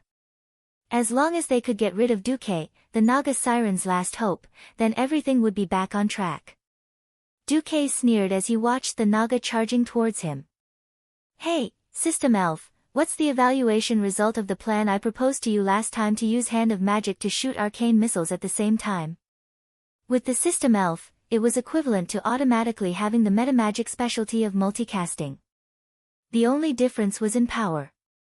After examining the host's arcane circuit, it is recommended that the host fire no more than 80 arcane missiles at a time. The arcane missiles in the world of Azeroth were slightly different. Because a single arcane missile was less powerful, it was generally fired 3 at the same time in a triangle to ensure lethality. Therefore, one shot was 380 hits. Then I might as well reduce it to 36 hits. A large number of hands of magic unfolded into a pair of wings behind Duque. Duque raised his right hand and waved it down forcefully. As if hearing the command of their commander, the hands of magic in the void turned their wrists at the same time and fired 100 shots at the same time. The arcane energy that was the size of a fist was emitted, and the powerful and destructive energy expanded. The resulting bluish-purple light strongly stimulated the eyes of the Naga. Every 36 hands of magic formed a wave, and the 3 rounds of hands of magic seemed to be firing ceaselessly. Without deliberately aiming, Duque poured the barrage of arcane missiles on the place where the Nagas were most concentrated. The Naga's scales, which were like iron plates, were obviously effective in resisting physical attacks, but they obviously couldn't resist Duque's arcane missiles. The arcane missiles, after being polarized, visually looked like long magic spears, tearing the bodies of the Nagas into pieces. Dozens of heavy and sharp tridents were blasted into smithereens, and over 100 majestic bodies were pierced through. If the blood that was floating in the bay earlier was mostly the blood of the murlocs, then this huge pool of blood now had a new addition, the blood of the gray-scaled Nagas.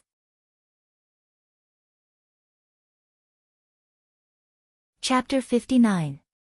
At this moment, the light of the sun seemed to have dimmed, and the Nagas who were killed by Duque collapsed in the shallow water less than 1.5 meters deep. They used their corpses to form a violent psychic wave, dispelling the morale of the Murlocs dominated by the gray-scaled Nagas like a hurricane. Ha ha ha ha ha. That human is the real god of the sea, the gray-scaled Nagas are the fake messenger of the sea, we sharp-toothed Murlocs have rebelled, the betrayal of the Murlocs intensified the already chaotic situation in front of them. When the gray-scaled Naga priest found that she could no longer command any Murlocs, and thousands of Murlocs attacked the gray-scaled Nagas at the same time with their clumsy weapons, even if she was stupid, she knew that the situation was hopeless. Retreat. She wanted to lead her people to escape and go straight back to Stranglethorn Vale. But would Duque let them go? Duque himself did not realize that his black pupils were rippling with cold mockery, and he muttered to himself, useless guy. Slow reaction. You don't even have the qualifications to be my subordinate. Just like playing a turret defense game, Duque only needed to focus on dealing with the most threatening opponent. As for the miscellaneous soldiers, naturally the system elf would help him aim and shoot. There were many Nagas who rushed to the small iceberg at the mouth of the bay, but none could reach Duque. Suddenly, Duque was shot by frost arrows, which came from the attack of 3 gray-scaled Naga females. A faint smile appeared on Duque's face. If he was still injured by these level 1 frost arrows, without the support of metamagic abilities, it would be really embarrassing. He gathered some of his magic, raised his left hand, and an ice wall appeared in the path of the 3 frost arrows that the system calculated would have to pass. The ice arrows hit the ice wall out of thin air, and completely lost the power they should have, and even the cold air became part of the ice wall. It's my turn. Duque suddenly gathered most of his magic. The magic consumption of each arcane missile was not high, but it was different for fire spells. Fire spells had always been a big consumption of magic. Duque could take 80 arcane missiles at the same time, but he could only take 5 flame bursts. Duque's hair seemed to have been ignited from his head to his shoulders. Crimson flames rose more than 1 meter above his head. The fire magic power from the fire elemental realm gathered in front of the hand of magic in the void.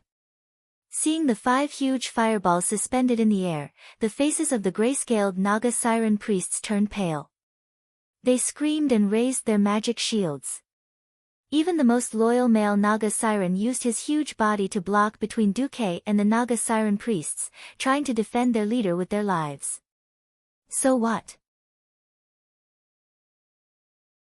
Under the command of the system elf, purplish-blue arcane missiles descended from the sky, all of them concentrated in one area.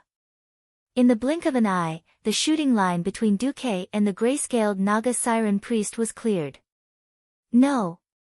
The Naga leader screamed and twisted her snake waist in the shallow water, trying to avoid the attack of flame blast. Duque laughed loudly, and a huge fireball smashed down. Hee hee. Watch my 5 fireballs divine sect. The Naga siren priest's speed was not slow.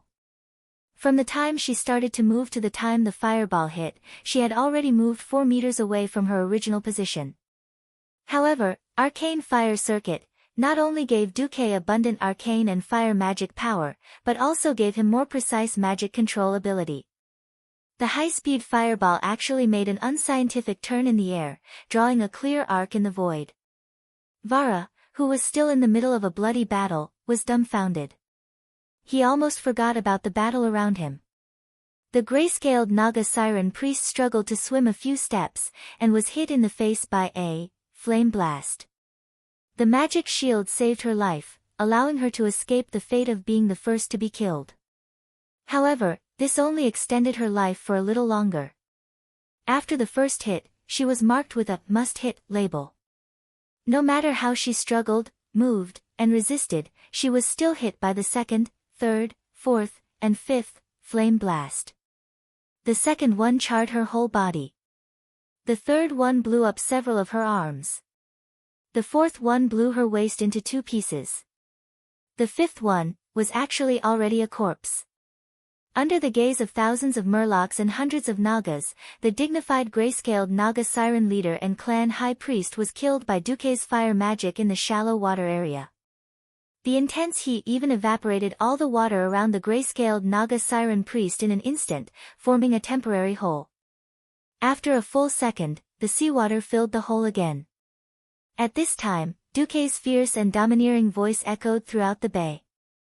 Who else? Come out. Even if Duke used the human language, it did not hinder the murlocs from understanding Duke's meaning. Duke was forcing the next challenger out. Were there any more challengers? The number 1 male Naga Siren warrior of the gray-scaled clan was cut into sashimi by Duke. Their chief priest had also become a roasted fish. For a moment, the whole battlefield was dead silent again. Duke's domineering and fierce eyes swept from left to right, and found that no one dared to look at him. Duke suddenly had the feeling of a max-level mage returning to the novice village to farm monsters. That's good, in the name of the 100-handed death god, I command you, surrender to me, or die. Thousands of murlocs knelt down, calling out, Kakagao, non-stop. The symbol of submission was even translated by the system elf, and Duke didn't bother to read it. The only 2 remaining female Naga Siren priests of the gray-scaled clan put their 6 arms together and bowed. At the same time, all the surviving male Naga Siren also showed their submission. Even if Duke had the idea of taking them in, before he killed the gray-scaled leader, there were still more than 100 gray-scaled male Naga Siren who were shot into meat paste by arcane missiles.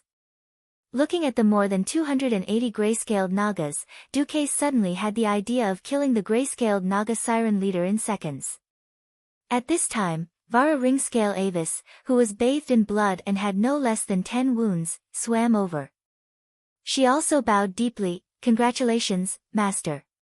Duke glanced at her wounds. How are your injuries? Minor injuries, Vara replied faintly.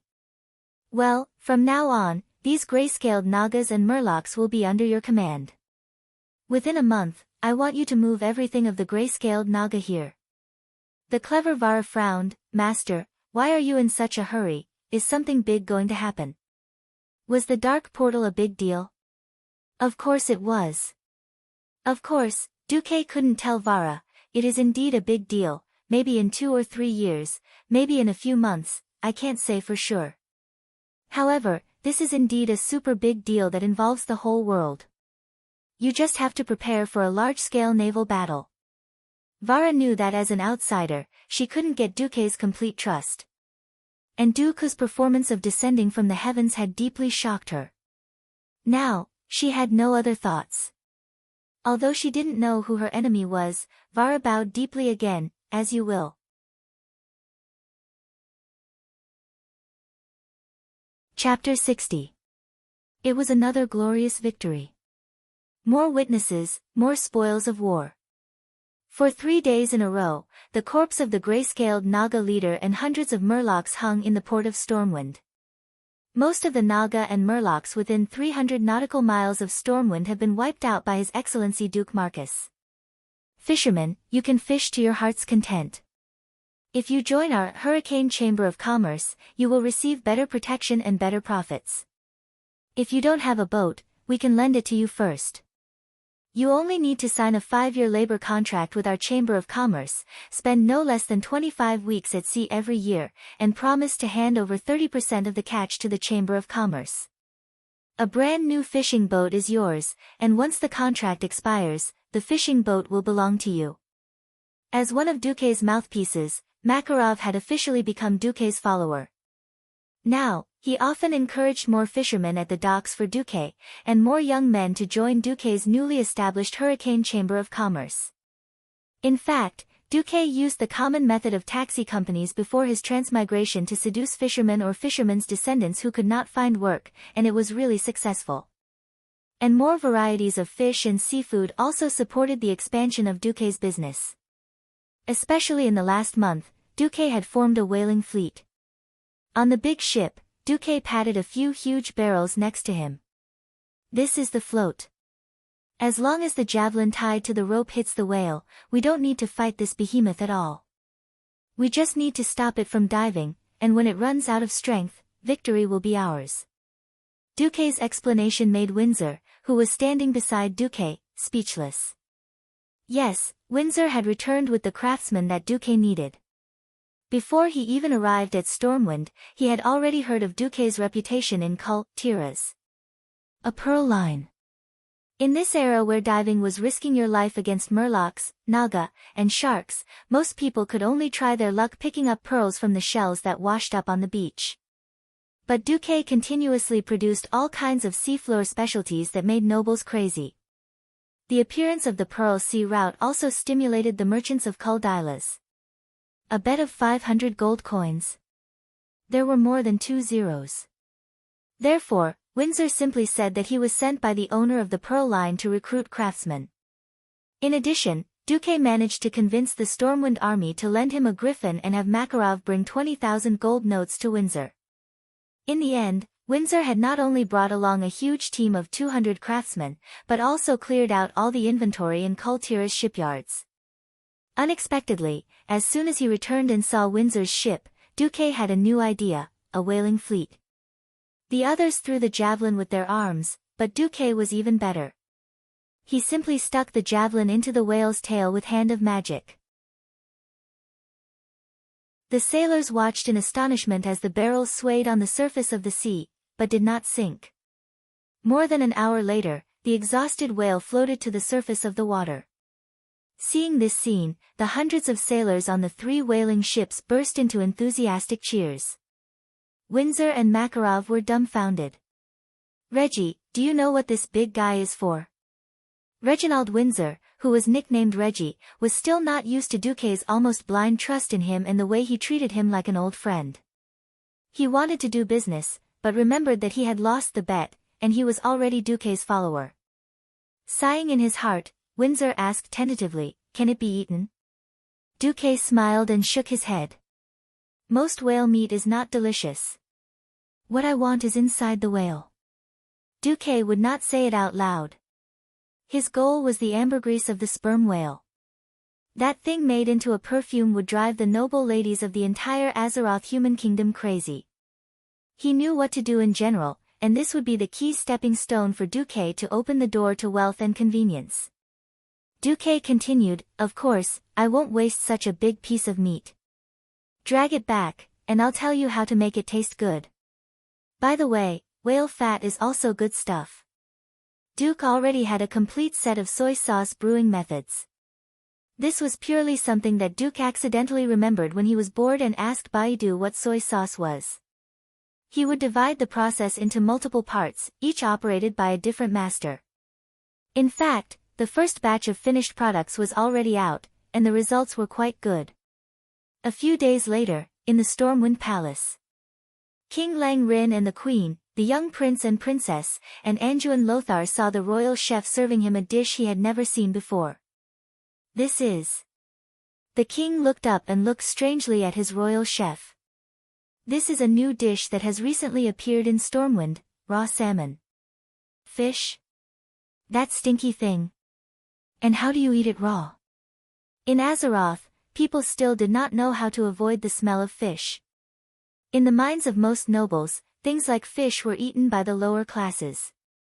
But the royal chef used the method taught by Duque to show Lang and Anduin how to pour lemon juice on the iced salmon, and how to eat it raw with wasabi and soy sauce.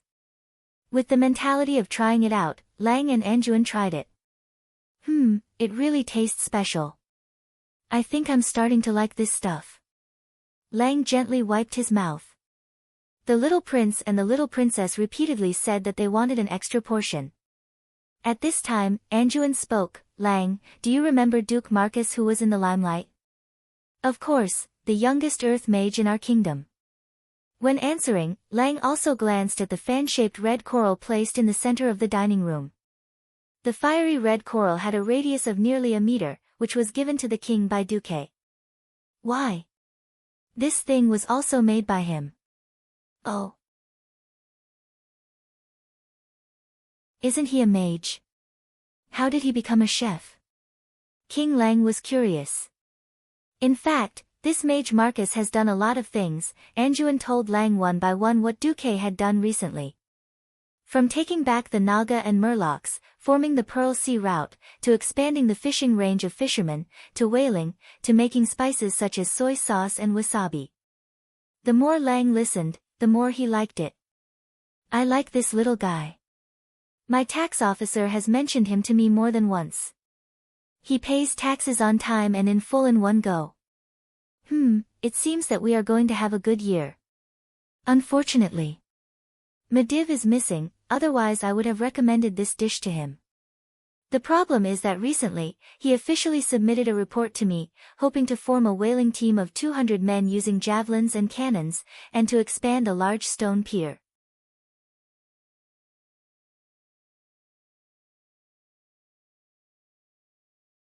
Chapter 61.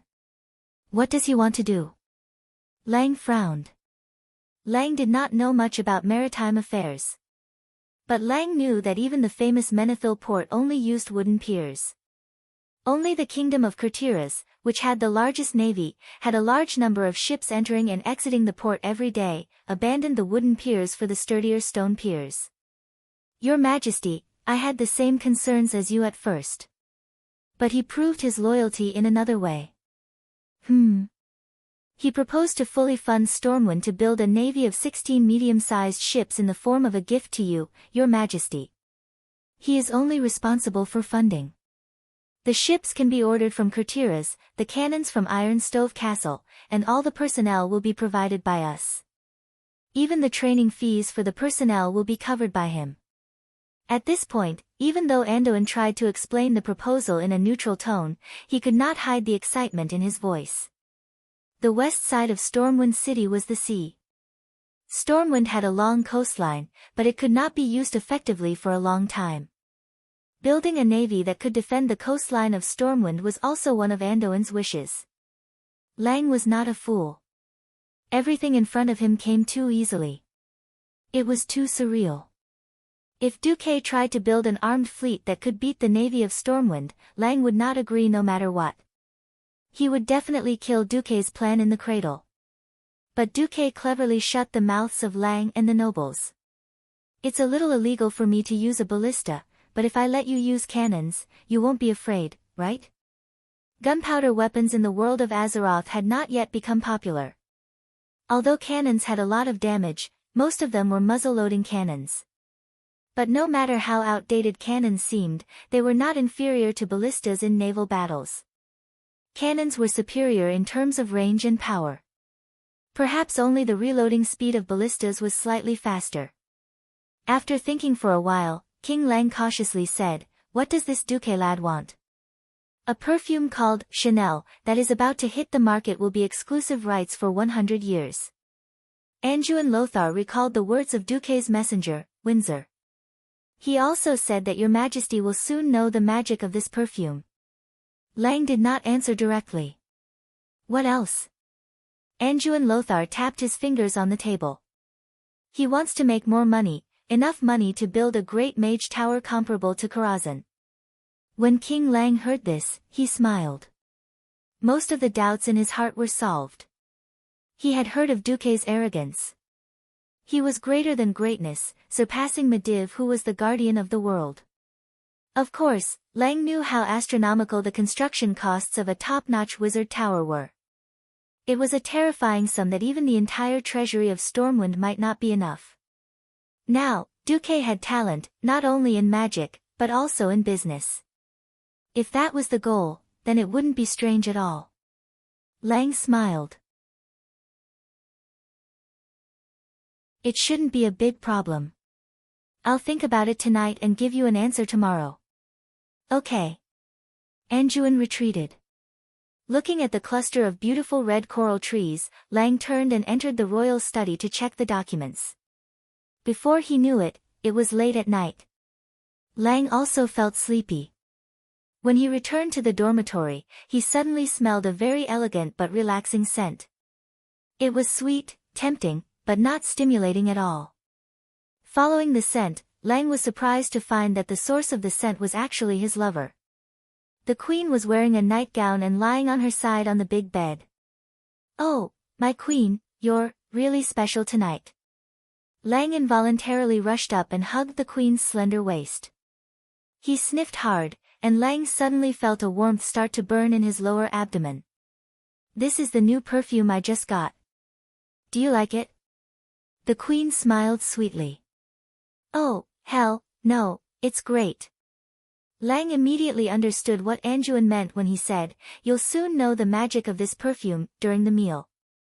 That little fellow Duque actually knew how to bribe the queen. Lang was a little jealous.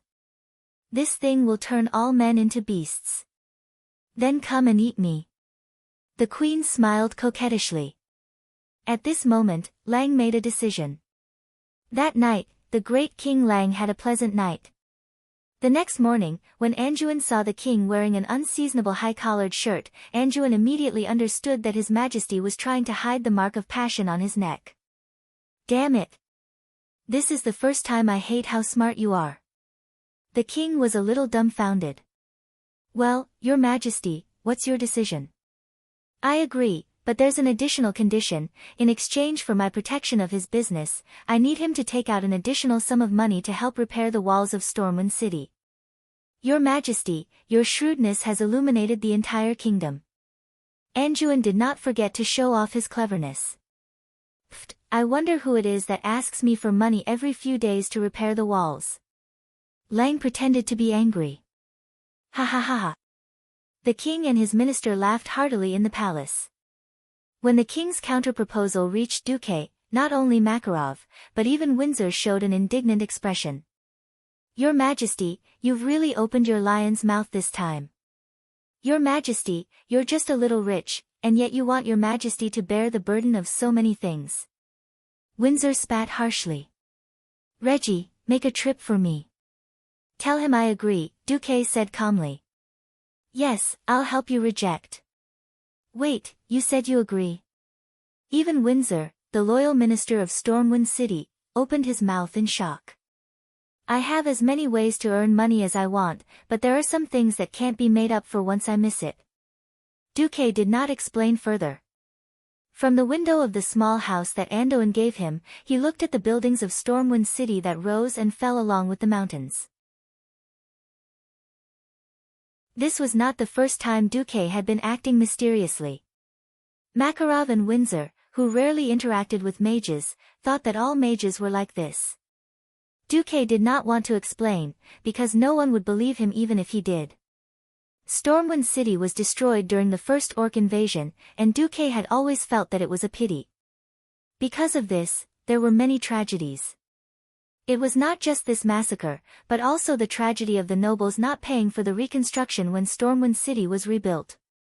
He did not know if what he was doing could change the fate of Stormwind City. But in order to make up for the regret in his heart, he tried his best to do what he could. He did not want to achieve it, but only to do it. That was why Duque was willing to be blackmailed by Lang. He was not sure if Medivh would be like history. Feeling that time was tight, Duque felt that he had to at least have a certain amount of power and authority before the Dark Portal incident. Without noble status, the only way to truly integrate into the noble circle in the corrupted world of Stormwind City was to marry a noble woman of noble status. But Duque did not have the time to play political games. Similarly, political promises were not reliable. Since that was the case, if he wanted to have the authority of a chess player in the shortest time possible, he had to find another way. Now, it was clear that Duque had succeeded. Once the news spread, Duque quickly gained a new nickname, Sea King Duque.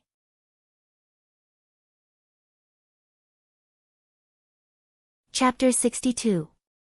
The sense of crisis in Duque's heart never disappeared. It was hard to describe what kind of situation Medivh was in. When Medivh's mind was in control, he was a kind and wise person. He did his best to protect the few highest human leaders, and he believed that the interests of the kingdom would always be above everything else. For so many years, he guarded the world of Azeroth, and defeated the fierce attacks of invaders time and again. The people saw him as the indestructible guardian of Azeroth. He treated all races equally, without the slightest bit of prejudice. When he heard the legends and customs of a certain race, no matter which race the speaker was from, he would sincerely respect them and show the same strong interest in these legends and cultures from different regions. However, once Sargeras gained the upper hand, Mediva's personality would change drastically.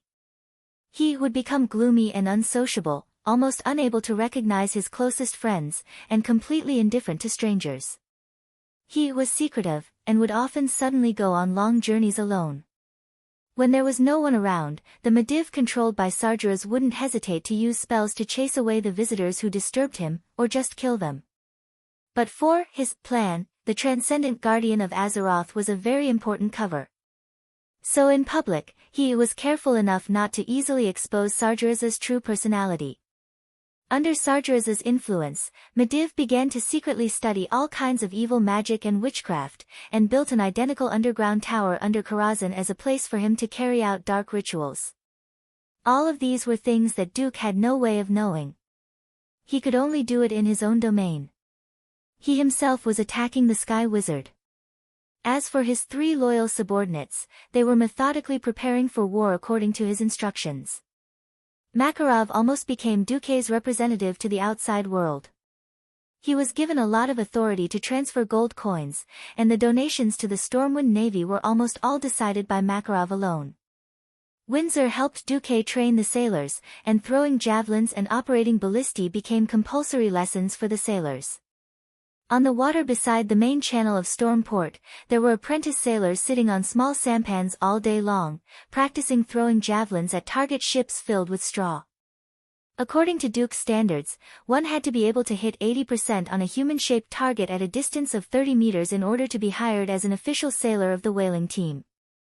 As for the ballistae, they had to hit the sampans of target ships from 100 meters away to be considered qualified. This was undoubtedly a demanding requirement for the fishermen's children who had never come into contact with this field. But the high salary attracted them to join Duke's whaling fleet, no matter how hard they tried. Sea King Duke had a good reputation. Duke ordered that the parts of the whale that did not taste good be marinated with ginger and other spices, and then sold to the commoners at a low price. That low price made most of the poor people who could only eat black bread able to afford whale meat. Whale meat, which wasn't too fishy, became one of the main sources of food for the poor in Storm City. Improving their meals was originally something that the poor could only dream of, but this in turn stimulated even more commoners to join Duke's whaling fleet. With the support of sufficient funds, Storm City, which never lacked labor, launched 3 major projects at the same time. The first was to build a huge stone dock. The dock was 30 meters wide, and the farthest end was 100 meters long. The overall shape was similar to a huge king character. There were 5 such docks, which could accommodate more than 60 medium-sized ships at the same time. The second was the expansion of Storm City's military port. In consideration of the invasion of foreign enemies, the military port was built as a safe haven, with 2 huge sluices at the outermost ring. The third was the shipyard. The huge shipyard could build 3 large ships of nearly 50 meters at the same time. Of the 3 projects, the dock was the fastest to be completed. Originally, dumping stones into the sea, driving piles, and fixing the foundation of the dock were extremely time-consuming and laborious. However, a miracle happened. Every evening, when the workers finished their work, the next morning, they would find that the piles had been firmly driven into the stone seabed at the bottom of the beach. There were even people who wandered around at night who reported to the city guards that there seemed to be large creatures appearing in the water at night in Stormport. However, the guards did not receive a single report of casualties. Once, a drunkard lost his footing and fell into the sea in the middle of the night. As a result, he was sent to the beach when the tide was low. Well, it was the kind of creature that suddenly flew out of the sea, drew a parabola in the air, and then landed on the beach where there were people on the beach. The 2 old sailors looked like they had seen a ghost. Then, Windsor went to advise them, and even avoided reporting to the city guards. However, Lothar still summoned Duque once because of this. Storm City has never rejected friendly foreigners. Mr. Duke Marcus, are you sure you don't need to add some Naga names to your employee list? Sir, I don't think that's necessary for the time being. Duque replied humbly. Actually, I have a hunch that you want more than money and reputation.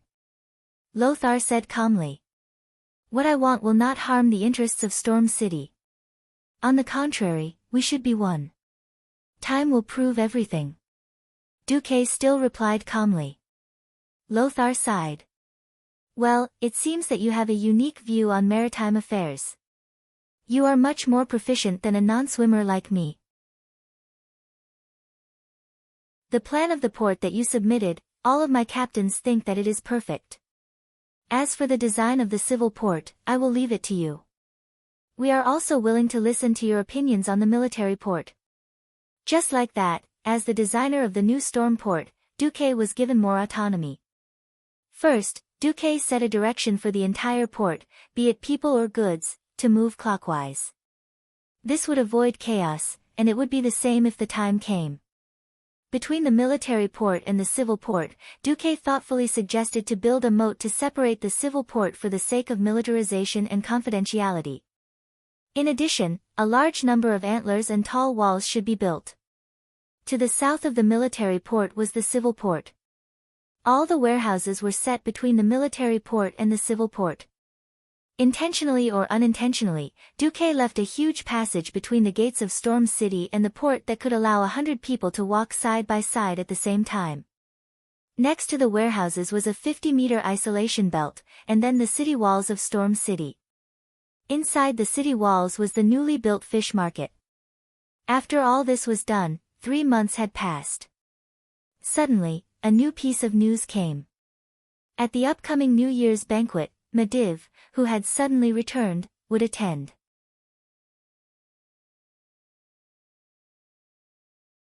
Chapter 63.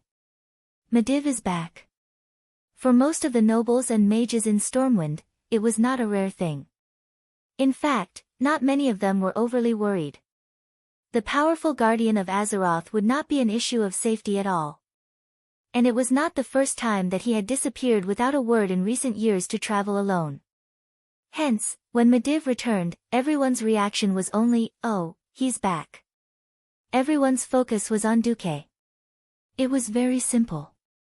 To everyone, Mediv was more like a mortal looking up at a glory that was above the clouds. It was something that could be seen but not reached. In the past year, all the commoners and even the nobles who were not doing well had idolized Duque, who had built everything from scratch.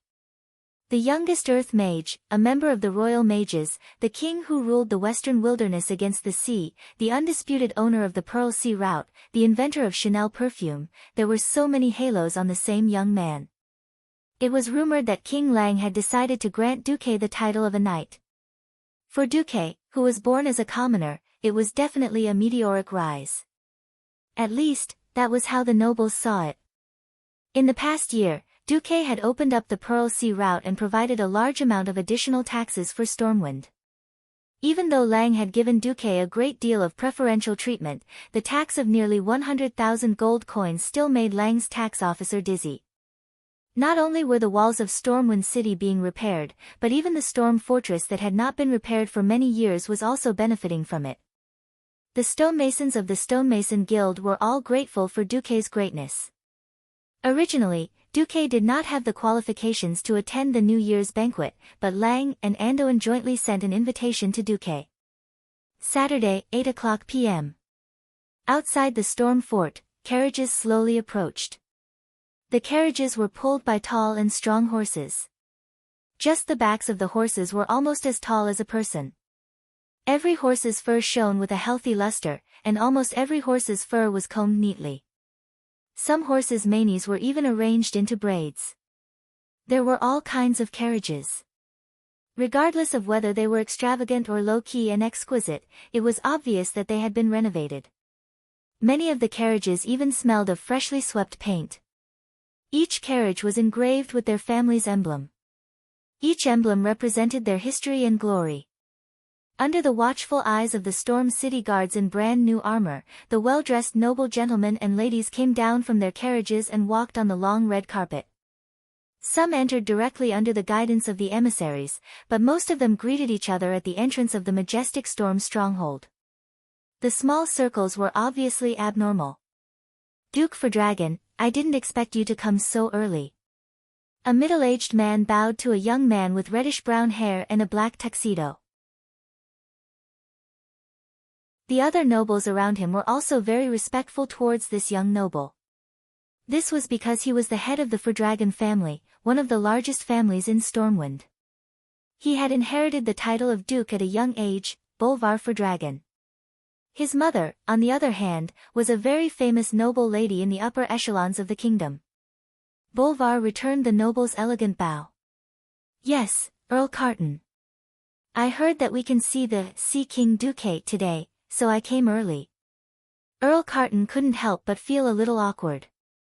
The Brando family was his vassal, but he quickly changed the topic and talked about something else. Unfortunately, all the big topics in Stormwind recently revolved around one person, Duke Marcus. I heard that King Rin and Lothar agreed to let Duke Marcus come to the banquet in his own special carriage. I'd like to see what kind of carriage it is. No one knew which noble said this, but the result was that all the nobles couldn't help but look into the distance. Then, they finally saw an unfamiliar carriage. Oh my God, what is that? On the canal that traversed the entire inner city of Stormwind, something that was neither a ship nor a carriage floated over. It wasn't a ship because it didn't have a bow or a stern. It wasn't a carriage because it was moving on the river. If one had to say what it looked like, it was more like a palanquin. This was because it was supported by 4 huge male Nagas. On a normal day, such a strange carriage would have been attacked by Stormwind City's guards.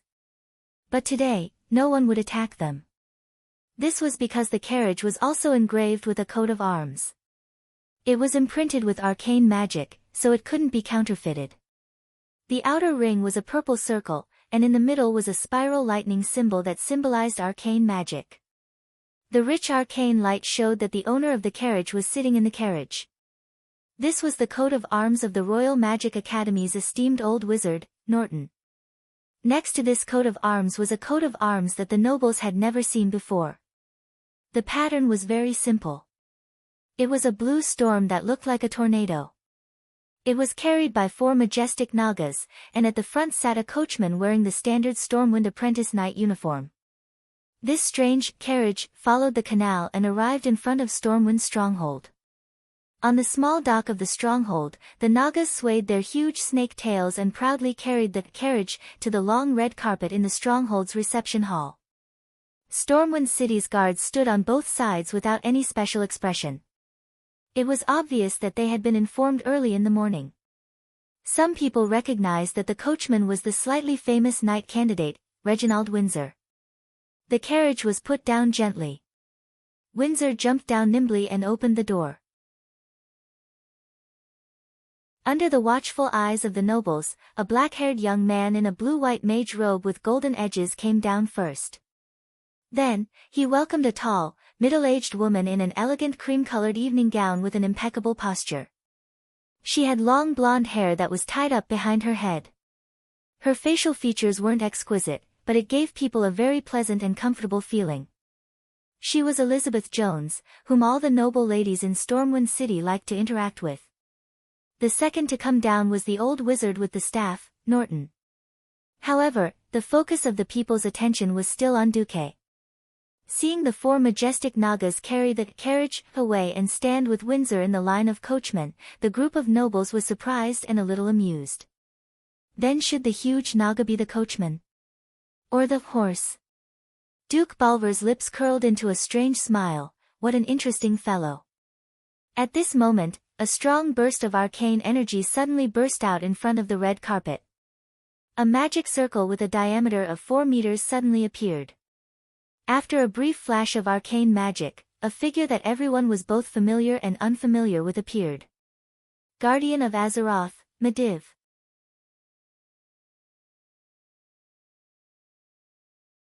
Chapter 64.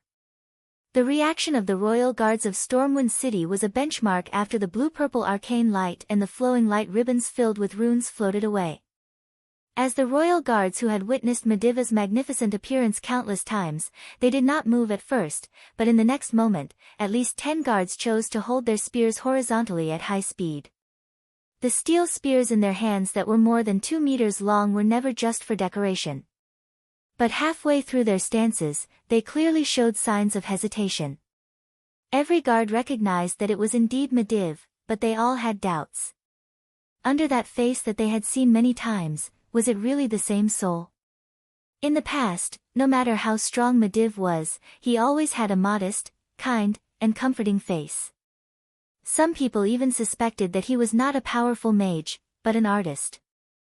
Now, his chin was slightly raised, his gaze as sharp as a knife, with a fierce arrogance, he swept his gaze around with the aura of a king.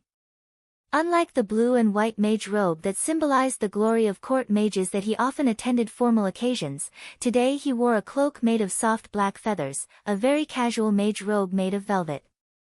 His hair was not properly combed, and it looked a bit like a chicken nest. Most importantly, there was not a single emblem of Stormwind on him. This was the most important New Year's banquet for the upper nobles of the kingdom. On this occasion where etiquette was the most important, as the closest comrade of King Lang, the highest existence in the field of magic in the kingdom, Mediv actually did not give face and did not even bring anything to show his status as a court mage of Stormwind. Not just the guards, but even the nobles were stunned. No matter how arrogant they were, they would not forget that the reason they could live such a comfortable life was inseparable from the protection of Mediv. In the north, Kuel Salis, Alterac and other areas all had the presence of troll clans. It should be said that most countries had the existence of organized foreign enemies, only Stormwind was the most comfortable. This was largely because of the existence of Mediv. What the hell was Mediv doing now? For a moment, the atmosphere at the scene froze. Mediv did not care about the gazes of the nobles and guards at all. He, or rather Sargeras, looked with interest at Duque not far away. Hey, didn't expect to see you here. Duque, kid. Kid. Duque's eyelids twitched. He saw the words in the system prompt, "You have received deep attention from Mediv, who is completely controlled by Sargeras." He bowed to Sargeras and said in a clear voice, "I didn't expect to see you here either, respected guardian. I heard that you were missing. During the time you were traveling alone, everyone was worried about you. Although it feels like you're a different person when we meet again, it doesn't matter. The Guardian's health is the guarantee of the kingdom and even the world of Azeroth." Sargeras was amused by Duke's words, which were neither servile nor overbearing, but seemed to have a hidden meaning to them. He cast his gaze on the Nagas beside Duque's carriage. Facing Sargeras's aggressive gaze, the 4 majestic Nagas trembled involuntarily, with deep fear in their eyes. They didn't know that this fear from their souls was because their ancestors, a group of elves with the High Elf Queen Azhara as the core, had been loyal to Sargeras. Sargeras didn't care about the Nagas, who were weak and incompetent in his eyes. He smiled and pointed at Duque. "Only power is eternal. It's meaningless to rely on these beast-like monsters to fight for the so-called Sea King title. As for the Nagas, I can destroy them all with one finger." Duque's hard work in the past 6 months was belittled, but Duque wasn't angry. He said pointedly, "There is nothing on this land that you can't destroy." As soon as this was said, even the nobles gasped. Duque really dared to say that. Was he accusing Mediv, the guardian of the world, of being the most terrifying existence? There were also a few nobles who were gloating. They had had enough of Duque's glory, and had enough of not being able to deal with Duque, who was under the triple protection of Lang, Lothar, and Mediv. This made them see the priceless pearl route, but they couldn't touch it. Now Duque actually had a conflict with Mediv. Good news. Great news. Unexpectedly, Mediv wasn't angry at all. He seemed to be in a good mood because of Duque's words. "Ha ha ha. Kid. You'll know one day that only power is eternal. Ha ha ha. Ha ha ha ha." The arrogant laughter was like that of a night owl. It was hair-raising, and the atmosphere at the scene became much colder. At this time, the mighty and majestic Anduin Lothar arrived. He was wearing a blue and white knight's suit. He seemed to have seen Medivh's strange behavior. He still walked over. Out of his sensitivity to evil, he almost subconsciously held the scabbard with his left hand, and pressed his left thumb against the blade. This was a completely unconscious action, but it was noticed by many observant people. Medivh? Anduin said in a probing tone. Yo, my old friend. Medivh, who was controlled by Sargeras, had a slightly mocking expression on his face. Immediately after, he put on a warm expression and opened his arms. Because he was still wearing the black feather cloak, he looked like a goshawk pouncing on its prey. Anduin resisted the strange and ominous intuition in his heart, and his body stiffly accepted the hug of Medivh. Seeing this scene, Duque secretly heaved a sigh of relief. He knew that there probably wouldn't be anything major tonight. Demon King Sargeras had endless life, and it wasn't the first time he failed to invade Azeroth. Every failure made him extremely ashamed and angry. 10,000 years of hatred had long been imprinted in the soul of the Demon King. Even if he had already controlled the world's strongest mage, Medivh, and mastered that terrifying magic, Sargeras still felt that it wasn't enough. A simple massacre was no longer enough to fill the anger in his heart. He wanted to play with every existence in this world, make them fall under the conspiracy, and make them beg and worship him in pain and despair. So, today, Sargeras would still be the last Medivh. Not caring about Duque anymore, Sargeras took the strange staff that Medivh was most famous for, Atish Guardian's legendary staff, and walked affectionately with Noxus on the red carpet into the banquet hall. Looking at Atish Guardian's legendary staff, Duque was in a trance, as if he had returned to the years in the game. The Atish in real life was just as ugly as he was now. The entire staff was dark orange, and the head of the staff was like a chicken leg. It was long and slender, and slightly taller than a human. The biggest feature was that every once in a while, there would be 3 translucent crows circling not too high above the head of the staff. Duque was a little embarrassed, but his heart was burning with eagerness. He didn't know if he would have the chance to obtain this one and only artifact like in the game in this life.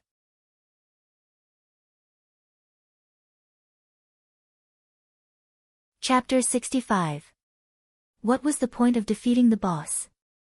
Fame. Equipment. A sense of achievement. Even though Duque had transmigrated and entered the world of Azeroth, it still could not extinguish his gamer's heart.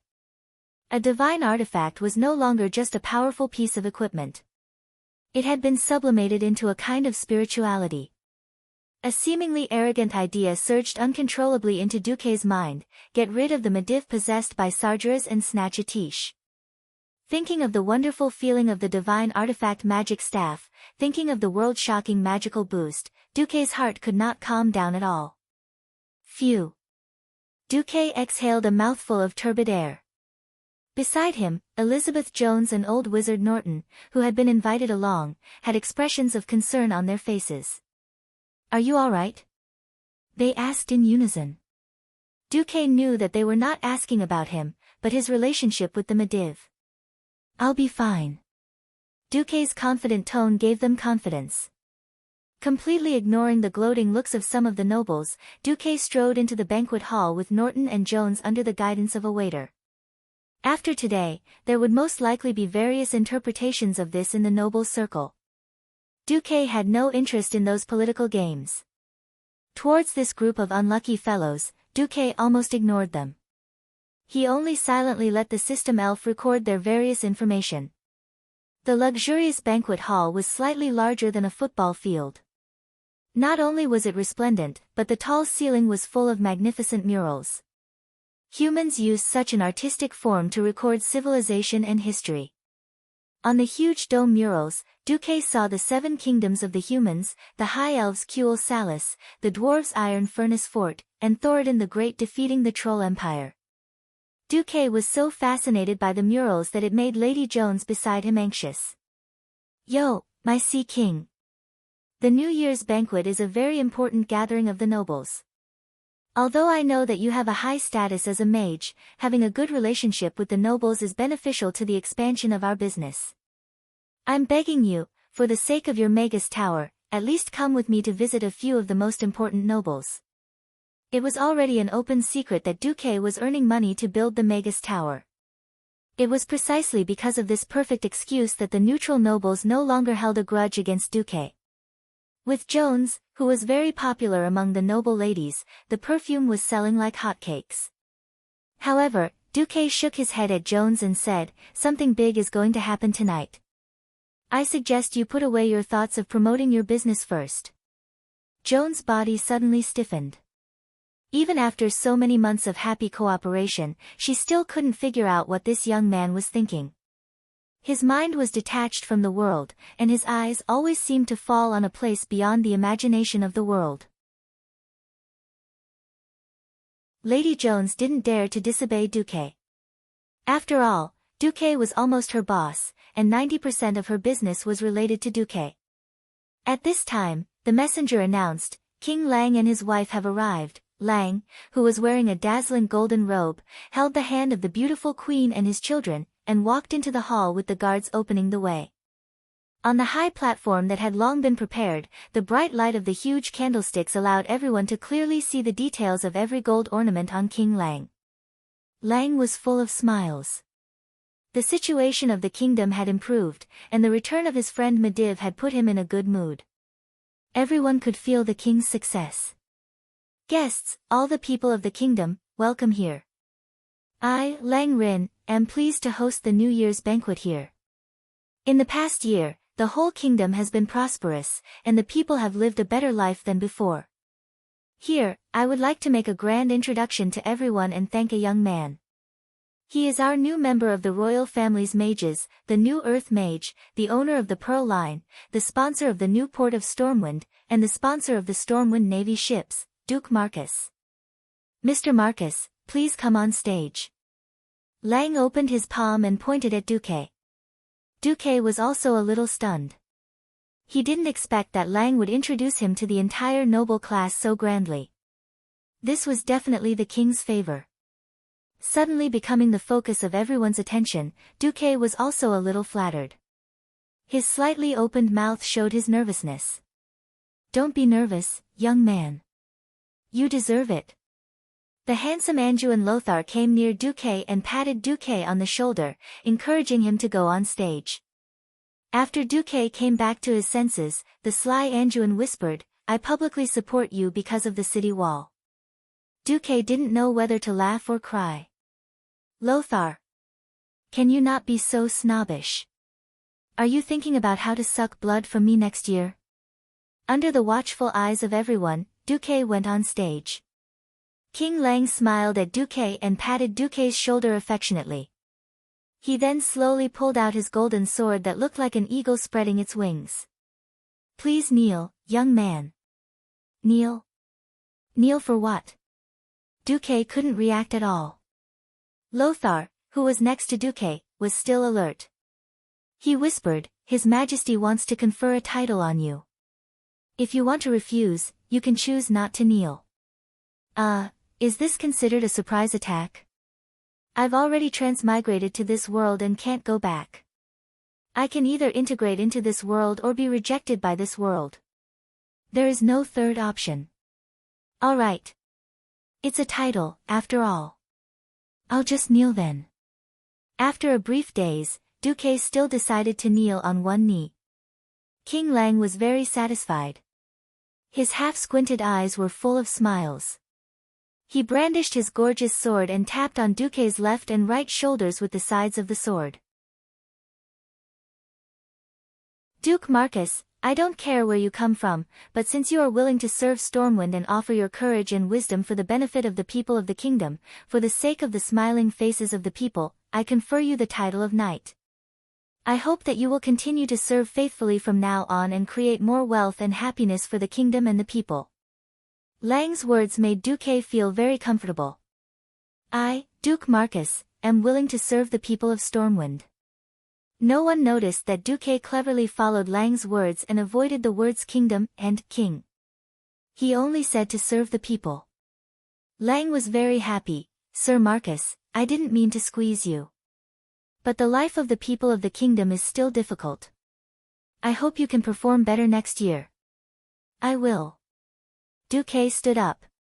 He could really feel the envy, jealousy, and hatred coming from all directions. Conferring a title as a commoner, it was often only by making great military contributions that one would be promoted from the knight class. But Duque had completely bypassed the knight class and directly entered the realm of the true aristocracy. This was inseparable from his covert expansion of territory in Stormwind.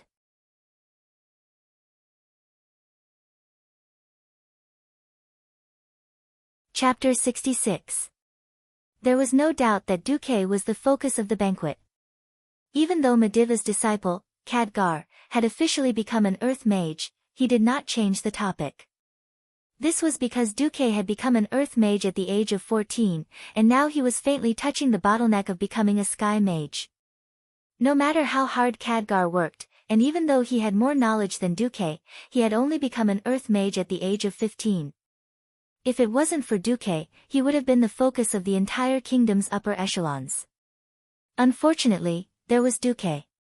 No matter how talented a genius was, in front of Duque, they would be overshadowed.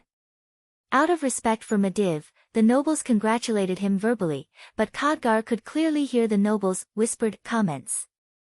What? Compared to a true genius, Khadgar is only at this level. Lower your voice. After all, Duque is comparable to Mediva's 9th grade aptitude. Didn't you see that Mediv also said that he wanted to take Duque as his disciple? Khadgar should be happy. If Duque had become Mediva's disciple, would he still have the resources he has now? In the end, Khadgar was still a 15-year-old child. Even if he had a complicated past, he could not be as mature and steady as an adult. His forced smile could not hide his disappointment. He suddenly longed for Mediva's comfort. Only Mediv, the strongest mage in the world, the wisest and most forgiving senior, could give him comfort. He turned his head, as if he had been struck by lightning. What did he see? A cold master. If it was a dignified one, then so be it. But Mediv, who he had not seen for months, had a ridiculing expression on his face as if it had nothing to do with him. What happened to Master? Khadgar was stunned.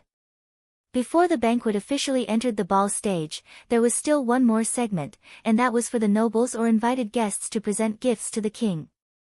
Generally speaking, King Lang knew how to conduct himself. After all, this was a segment where the poor begged for tips, while the rich begged to show off. Presents were not just simple gifts. For example, if a poor fellow presented a poem of praise to the queen or the little prince or the little princess, they could also receive a reward from the king. Dumbfounded, Duque watched as a minor noble said to the king, "The beautiful queen is like the stars in the sky, blinking like a frog, blinking." He didn't know if there was a problem with the system elf's translation, or if it was a lousy poem. Anyway, Lang used a few gold coins to send this guy away amidst the laughter of the nobles. It should be the latter. It seemed that there were still different grades for performing. Duque also presented his gift. The ceremonial officer had seen Duque's gift before the banquet and decisively announced that Duque's gift would be the finale. Unfortunately, the Mediv also said that he wanted to present a gift, so Duque's gift was ranked second to last. The ceremonial officer first presented a gold-inlaid camphor wood box and a tray covered with red velvet to Lang. The strong camphor aroma of the camphor wood, with a cool and slightly spicy taste, had already shocked the spirits of Lang and the queen. "This is?" Lang asked with a smile. Duque spread his hand and motioned for the ceremonial officer to open it, and the nobles suddenly let out a whisper of envy. It was a snow-white pearl frost. It had whitening, acne, and freckle effects. This was a new gadget that had just become popular in the past week, and all the noble ladies who had used it said it was good. Under the manipulation of the pair of profiteers, Duque and Jones, this new gadget, a small round box the size of the palm of the hand, sold for almost 20 gold coins. Now, Duque had given several kilograms to the queen. The queen could clearly hear the exclamations of the noble ladies. The queen's eyes had already turned into crescent moons from smiling. Oh, Sir Marcus has spent a lot. For the queen's beauty, everything is worth it. Duque gave a deep bow. It was really a lot of money. He didn't even know if he had spent a few of Duke's copper coins. Perhaps it was because he had lost his moral integrity and had not replied, but Duque also felt that he had become a profiteer. Pearl frost was said to be made from the most precious pearl powder. But would Duque, who had been misled by profiteers, use so much pearl powder when he went to CX Island before transmigrating? Don't even think about it. The composition of the pearl powder was the same as the composition of the layer of pearl membrane on the clam shell. The so-called pearl powder was scraped off the clam shell. In CX Island, those who knew their stuff would not buy pearl powder, because the pearl powder on the market could be bought for 15 gold coins from the fishermen who raised artificial pearls. In the eyes of the Storm King, Queen, and the nobles, that box of pearl frost was priceless. The most expensive thing was actually that box. Of course, Duque would not divulge this secret. As for what was offered to the king, it was a goose-egg-sized spherical pearl with a flawless, warm, and exquisite color. Under the bright candlelight, it exuded a soft halo. It was precisely this natural gentle beauty, as well as this elusive mysterious charm and elegant temperament, that reminded people of the extreme gentleness of a woman. Seeing this big pearl, every aristocrat revealed a look of yearning and envy. Such a beautiful pearl, even if it was presented to the kings of the 7 kingdoms, it would still give them a lot of face. Lang was also stunned, his face full of excitement. This fellow Duque was really thoughtful. Such a gorgeous pearl was enough to be inlaid on the crown. Dear subject, you have spent a lot of money. I just happened to pick it up. Only you, your majesty, are worthy of such a gorgeous pearl. Duque bowed deeply and let his face the floor. It was not that Duque was so polite, but rather that he was afraid that he would not be able to control himself and laugh. Before transmigrating, who didn't know that the bigger and more beautiful a pearl was, the more fake it was? Pearls were formed when a mussel opened its shell to absorb sand and other foreign substances. The foreign substances stimulated the mussel shell to secrete nacreous substance. Wasn't it easy to make a pearl round? Just get a larger glass bead inside, and the rest of the mussel shell would be done by itself. Now, Duque had a few giant mussels that were more than 2 meters long in the western wilderness. Duque had already asked Vara to make a hole in the shell to lock the mussels. As long as Duque wanted, Duque could even make a pearl the size of a human head. Speaking of which, Duque was so good at conducting himself purely because Duque wanted to make things difficult for Medivh, who was controlled by Sargeras. Duque had already vaguely guessed what Medivh was going to offer next. He wanted to hold up the hearts of Lang and Anduin first, and when Medivh threw their hearts down, they would be more deeply and in more pain. After receiving the king's praise, and after Lang promised to give more convenience to Duque, Duque retreated. The focus of the audience fell on Medivh, who had been looking at the audience with a faint smile and an unfriendly gaze.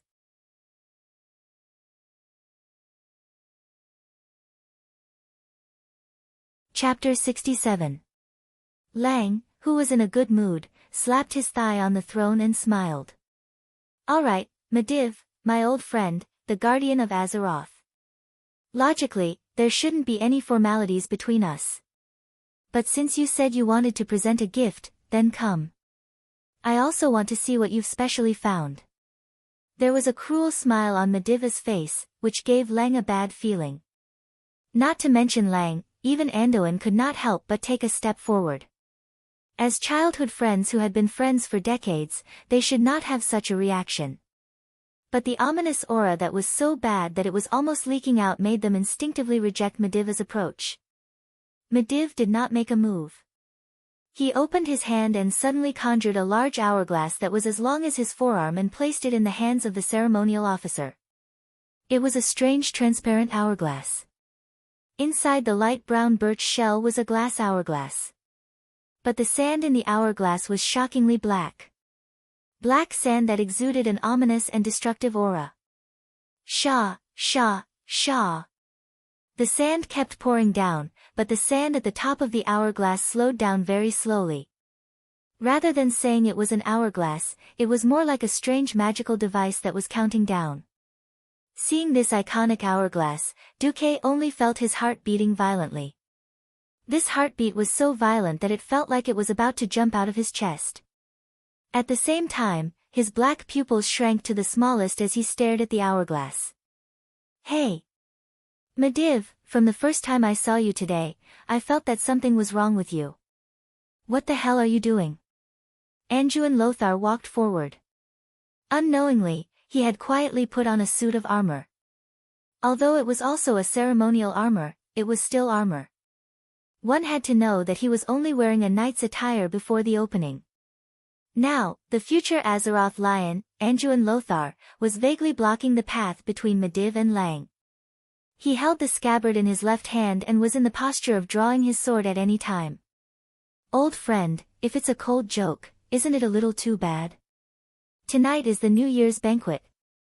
Lang spread his hands, as if trying to smooth things over. The Medivh didn't appreciate it at all. His face was full of mockery and ridicule. You will know what this is in the future. With a gentle poke of his slender and thin fingers, the black hourglass was overturned in front of the ceremonial official who was holding the plate with both hands, as well as the gazes of Duque, the king's family, Anduin, and the other nobles. Clatter! The enormous hourglass fell to the ground and turned upside down. Logically speaking, the sand in the hourglass should flow in the opposite direction under the influence of gravity. But no. Defying gravity, the sand flowed from the bottom to the top, still maintaining the same rhythm, grain by grain, handful by handful. Everyone's eyes suddenly froze, and everyone's heart almost forgot to beat. Fear, uneasiness, and deep confusion gripped everyone's heart. The strong negative emotions almost made Lang's chest explode. He pressed his left hand on the pauldron on Anduin's right shoulder, as if he wanted to push Anduin away and ask Medivh face to face. However, Lothar's bulging muscles told Lang that the leader of the Royal Knights had already entered a combat-ready state. King Lang couldn't help but stiffen. Without doing anything to Lang, Medivh's face was filled with endless arrogance and a touch of evil. Without saying another word, Medivh snapped his fingers with his left hand amidst a burst of owl-like laughter. In an instant, his entire body disappeared. He turned into countless black crows that flew all over the sky, making unpleasant cawing sounds, and swaggered away under the shocked gazes of hundreds of nobles. Countless black crow feathers floated in the air. They spread an ominous and gloomy aura to everyone present. Banquet? Can the banquet still go on? Even if the chief protocol officer was extremely tactful and let the band play with cheerful music to slightly dilute the ominous aura. Unfortunately, no one would be in a good mood when they saw the black crow feathers on the ground and the hourglass that could actually flow sand in reverse. King Lang couldn't even hide his anger and confusion. He tried to continue with the banquet, but the attempt only lasted for 15 seconds. Lang nodded to the people below and left with his family. Following closely behind Lang's footsteps was the loyal Anduin Lothar, as well as dozens of fully armed royal knights who had arrived at the periphery of the venue. They were like a moving fortress, surrounding the king as he left. The banquet was not a good one. The nobles were also in a bad mood and dispersed one after another. Let's go, Duque said to Madame Jones and Old Mage Norton, and was about to leave. Suddenly, 3 figures deliberately blocked in front of Duque and the others. Duque was stunned. He suddenly realized that he didn't know the person who was leading the group. The high-ranking noble with brown parting hair nodded at Duque. Hello, I am Duke Bolvar Fordragon. Upon hearing this name, Duque's heart trembled. Bolvar was not just any Tom, Dick, or Harry. In the original history of Azeroth, Bolvar would first become the regent of Stormwind, responsible for taking care of the young king Varian Rin. Later on, Bolvar was ambushed while fighting against the Scourge Legion, and the expeditionary army he led was wiped out. He was lucky enough to survive, with an inhuman body. The Lich King tried to turn him into a Death Knight, but he thought that his great will resisted the Lich King. Later on, after the Lich King's death, in order to suppress the Scourge Legion, he took the initiative to use his own body as a seal and became the next Lich King. It could be said that Bolvar for Dragon was the model of a holy knight, a model of human virtue. Towards such an existence, even if he was not as great as he would be in the future, Duque couldn't help but feel deep veneration. "Hello, I am." Duque's sudden change in reaction was strange, but Bolvar didn't pay much attention to it, because he had more important things to do. "Sir Marcus, may I come a little closer?" Duque was puzzled, but still nodded. Bolvar moved closer and said in a low voice, "I'm sorry to interrupt your journey, but Sir Anduin Lothar specifically asked you to come with me to the inner palace to discuss the matter with His Majesty." Duque was a little embarrassed. "Am I being targeted by Lothar and King Rin?" Duque turned his head and looked at Old Man Norton. The old man was tactful. "Then I will send Madame Jones back first. Windsor and your coachman will be waiting for you there." "My apologies, Wizard Norton is also on His Majesty's list of enlistments," Bolvar added. Madame Jones tactfully gave a ladylike bow. "Then I will let the guards send me back."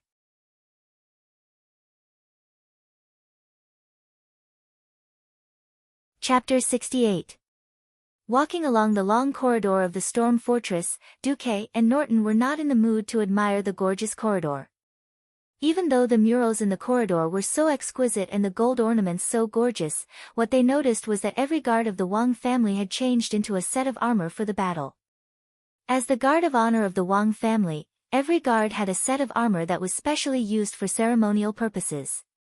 The exquisite carvings, the long cloak, and the bright blue tassel on the helmet were all eye-catching, but Lothar, who knew soldiers very well, knew that every restraint on the battlefield was a fine line between life and death. What's more, there were so many of them. This set of armor was extremely simple and unadorned. Not only was it convenient to move around, but even every pattern was hand-painted with paint. It was not the kind that would create a whoosh in the air when it was waved around. Purely for the sake of aesthetics, a robe that could be torn apart easily was worn over the armor. The guards' eyes were filled with vigilance, and they even prepared spare lanterns at their feet. The Storm Fortress was a fortress that was both a palace and a fortress. When they reached the deepest part of the fortress, Duque was shocked to find that in addition to the 16 strong guards of the Wang family standing guard in front of the gate, there were also 2 mages with strong magical waves. Sky mages. Sky mages were actually here to guard the gate. One could imagine how much Mediva's move had agitated Lang. Seeing that Bolvar had brought Duque and Norton over, one of the guards took out 2 scrolls. One of the mages gently tapped on the scrolls, and 2 holographic portraits immediately appeared in the air. It was the portrait of Duque and Norton. Under the bright light, 8 guards stared at Duque and Norton with their eyes wide open for a full 5 seconds, and then nodded at the same time to let them pass. Almost at the same time the gate opened. Duque and Anduin heard the argument between Lang and Anduin. "Thoradin the Great above, Anduin, are you allergic? We've known Mediv for more than 30 years. Just because we've known him for more than 30 years, we all think he's in danger. Right now, not only the 2 of us, but also all the guards and nobles present were blind and insane. They were all seeing an illusion. Or did something happen to Mediv?" Anduin was equally furious as he glared at King Lang. "Then all the more reason why we should look for the Mediv and ask him, instead of doubting him like a despicable villain." Lang slammed his fist on the hard long table. "Did he respond to your call? Your Majesty. Did he respond to you when you showed him the king's token to summon the guardian in your magic message? In the past, no matter how much he traveled alone, there would always be a magic reply." Anduin's hair and beard fluttered in anger. Like a lion with its paws on the table, he roared at the king mercilessly. At this moment, an old man beside Lang, who was also wearing a court mage's robe, interrupted, "There's no problem with the magic transmission. It's the guardian who refused to respond." Lang was suddenly speechless. He slumped on the throne and rubbed his brows in annoyance. Then, he saw Duque and Norton, who were led into the inner palace by Bolvar. Alright, let's put the news about Medivh aside before we confirm that there's a big problem with him. Now, I know Mage Norton's wisdom. Then, Anduin, can you tell me why even Sir Marcus was invited? Anduin Lothar seemed to have restrained his temper. He glanced at Duque thoughtfully. Because I realized that the moment the black hourglass appeared, his reaction was the most unique among everyone present. Lang frowned. Alright, let me ask again. Now, apart from Duque, who else here knows what this black hourglass is? Does it symbolize something? At the table, there were 10 white-haired old men. Some of them were publicly acknowledged as wise men, some were historians, and some were knowledgeable old mages. Then, everyone took another careful look. Even Norton shook his head. In the next moment, all eyes were focused on Duque's face. Duque knew he was in big trouble. That's right, he was the only one who knew the truth. If his deduction was not wrong, this was the hourglass that would become famous in later generations. It was the hourglass that marked the opening of the Dark Portal for the first time and the Orcs' invasion of the Azeroth continent. But, could he say it? Publicly accuse Medivh, the childhood friend of the king and the head of the military, the strongest mage in the world, and the guardian of Azeroth, of having his soul taken over by Sargeras? One step earlier, you're Superman. 100 steps earlier, you're a demon, and you'll be burned at the stake. Before transmigration, was this rare in the Middle Ages? Copernicus proposed the heliocentric theory and was burned to death. If he, Duque, was burned at the stake, who could guarantee that he wouldn't be discovered after his resurrection? Wanted by the 7 kingdoms at the same time? After thinking for a long time, Duque raised his head and said in a low voice, "The moment I saw the hourglass, I saw an illusion." Illusion? What illusion? At this moment, Duque invited the Oscar to possess him. At this moment, Duque was a fraud. He was a prophet. His voice became ethereal and ethereal. Ominous. Death. And war. Everyone knew that this hourglass was evil. But death and war, these 2 words were serious. How long had it been since there was a real war on the continent? In the north, there were conflicts with the trolls every year. Most of them were small conflicts with a few dozen people. Sometimes, a sentry post was smashed or a border station was attacked. But there were no battles with more than 1,000 people. Why did Duque mention the word war? The illusion I saw only lasted for a short moment.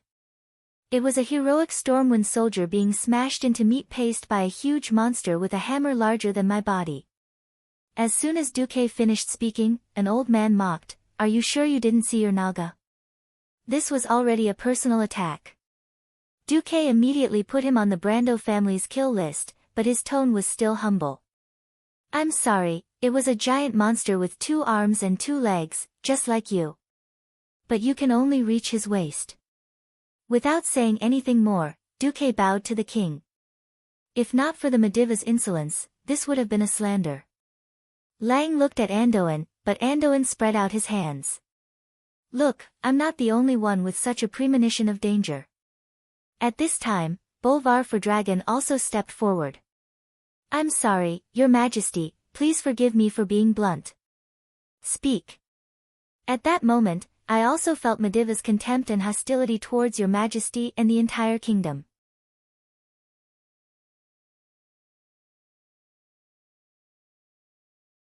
Chapter 69. Lang knew Bolvar well.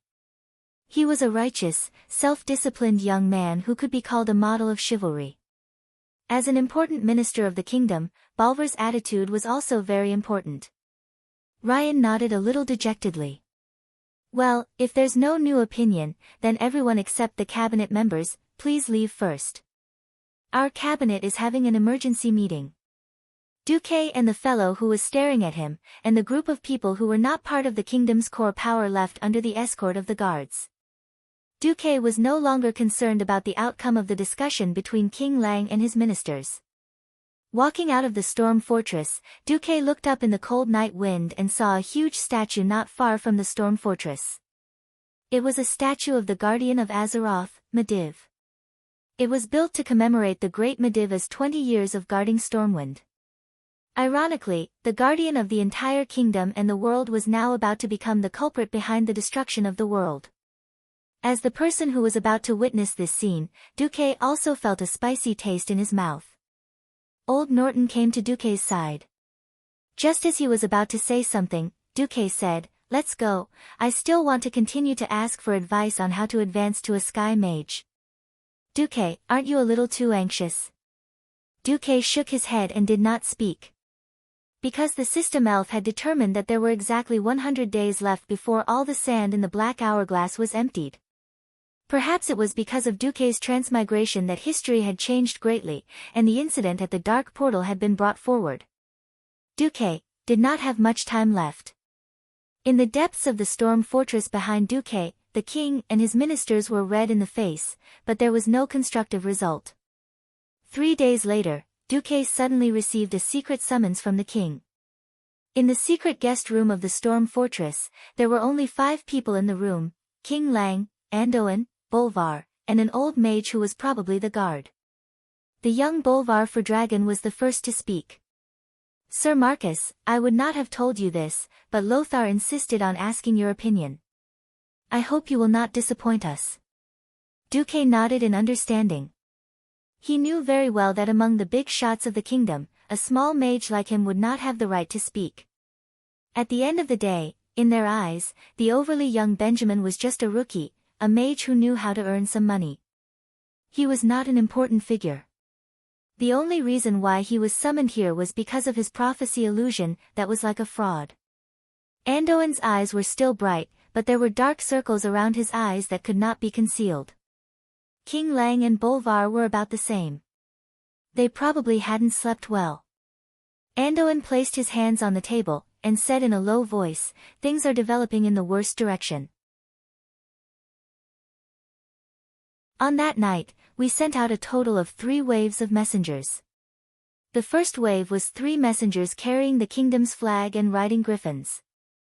Then, they were struck by lightning with their griffins, and their charred corpses were found in front of Karazhan by the second wave of messengers. At this point, Andoin gritted his teeth and continued, to be on the safe side. The third wave of messengers was divided into 2 teams and followed far behind the second wave. They saw with their own eyes the second wave of messengers being turned into minced meat by magic missiles shot from the tower. At that time, the messengers shouted as they marched, and at the same time, they held up the king's token to summon the guardian. It was a special magical ring. It was impossible for Medivh not to sense the messengers. Bolvar continued, "Then, Medivh allowed the third wave of messengers to send people to drag back the broken bodies of the second wave of messengers. At this time, Lang, who was sitting on the throne, clenched his fingers and pressed them against his forehead. The worst-case scenario is that our guardian becomes our greatest enemy. Apart from notifying the Tirisful Council, we have no other choice."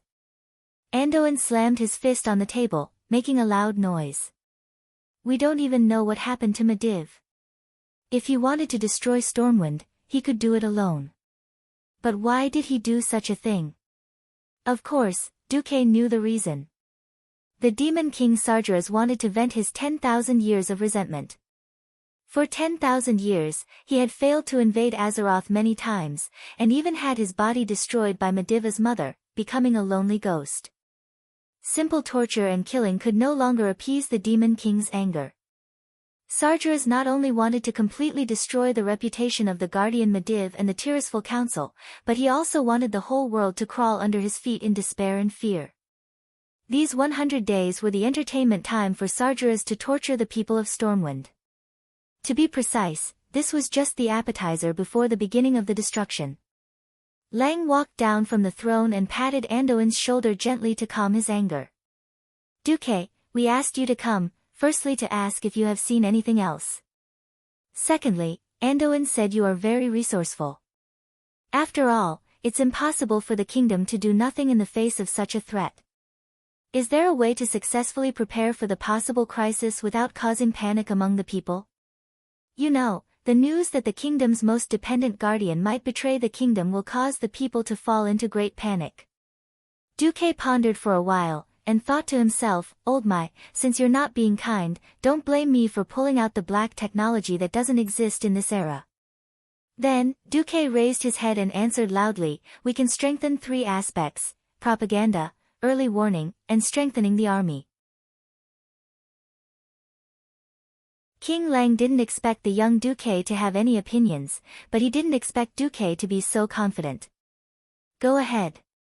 Propaganda is to inform the people that the monsters in the elven forest have recently mutated. A while ago, I hunted down a gnoll hog who had transformed into a giant. That guy is more than 12 feet tall. And the other gnolls are also more than 7 feet tall. This is already a great threat to the lives of the people, so Stormwind City has decided to strengthen the security around the elven forest. A 12-foot gnoll. Damn it, that's already a giant. Why haven't I heard of this? King Lang muttered. Your Majesty, it's actually in the report I gave you, but you don't have time to pay attention to such small-scale monster attacks, Lothar reminded. Bolvar pursed his lips. That's a good reason. We can take the opportunity to let the towns reorganize and expand the militia. After the busy farming season, there will be an hour of training every day so that the people can receive basic military training. What about weapons and equipment? Do we have to arm the farmers in advance? Lang's rhetorical question made Duque realize that no ruler wanted to see farmers with weapons, no matter what era it was. Anduin glanced at the king. We can transport some of the weapons to important towns and send trusted officers to guard them.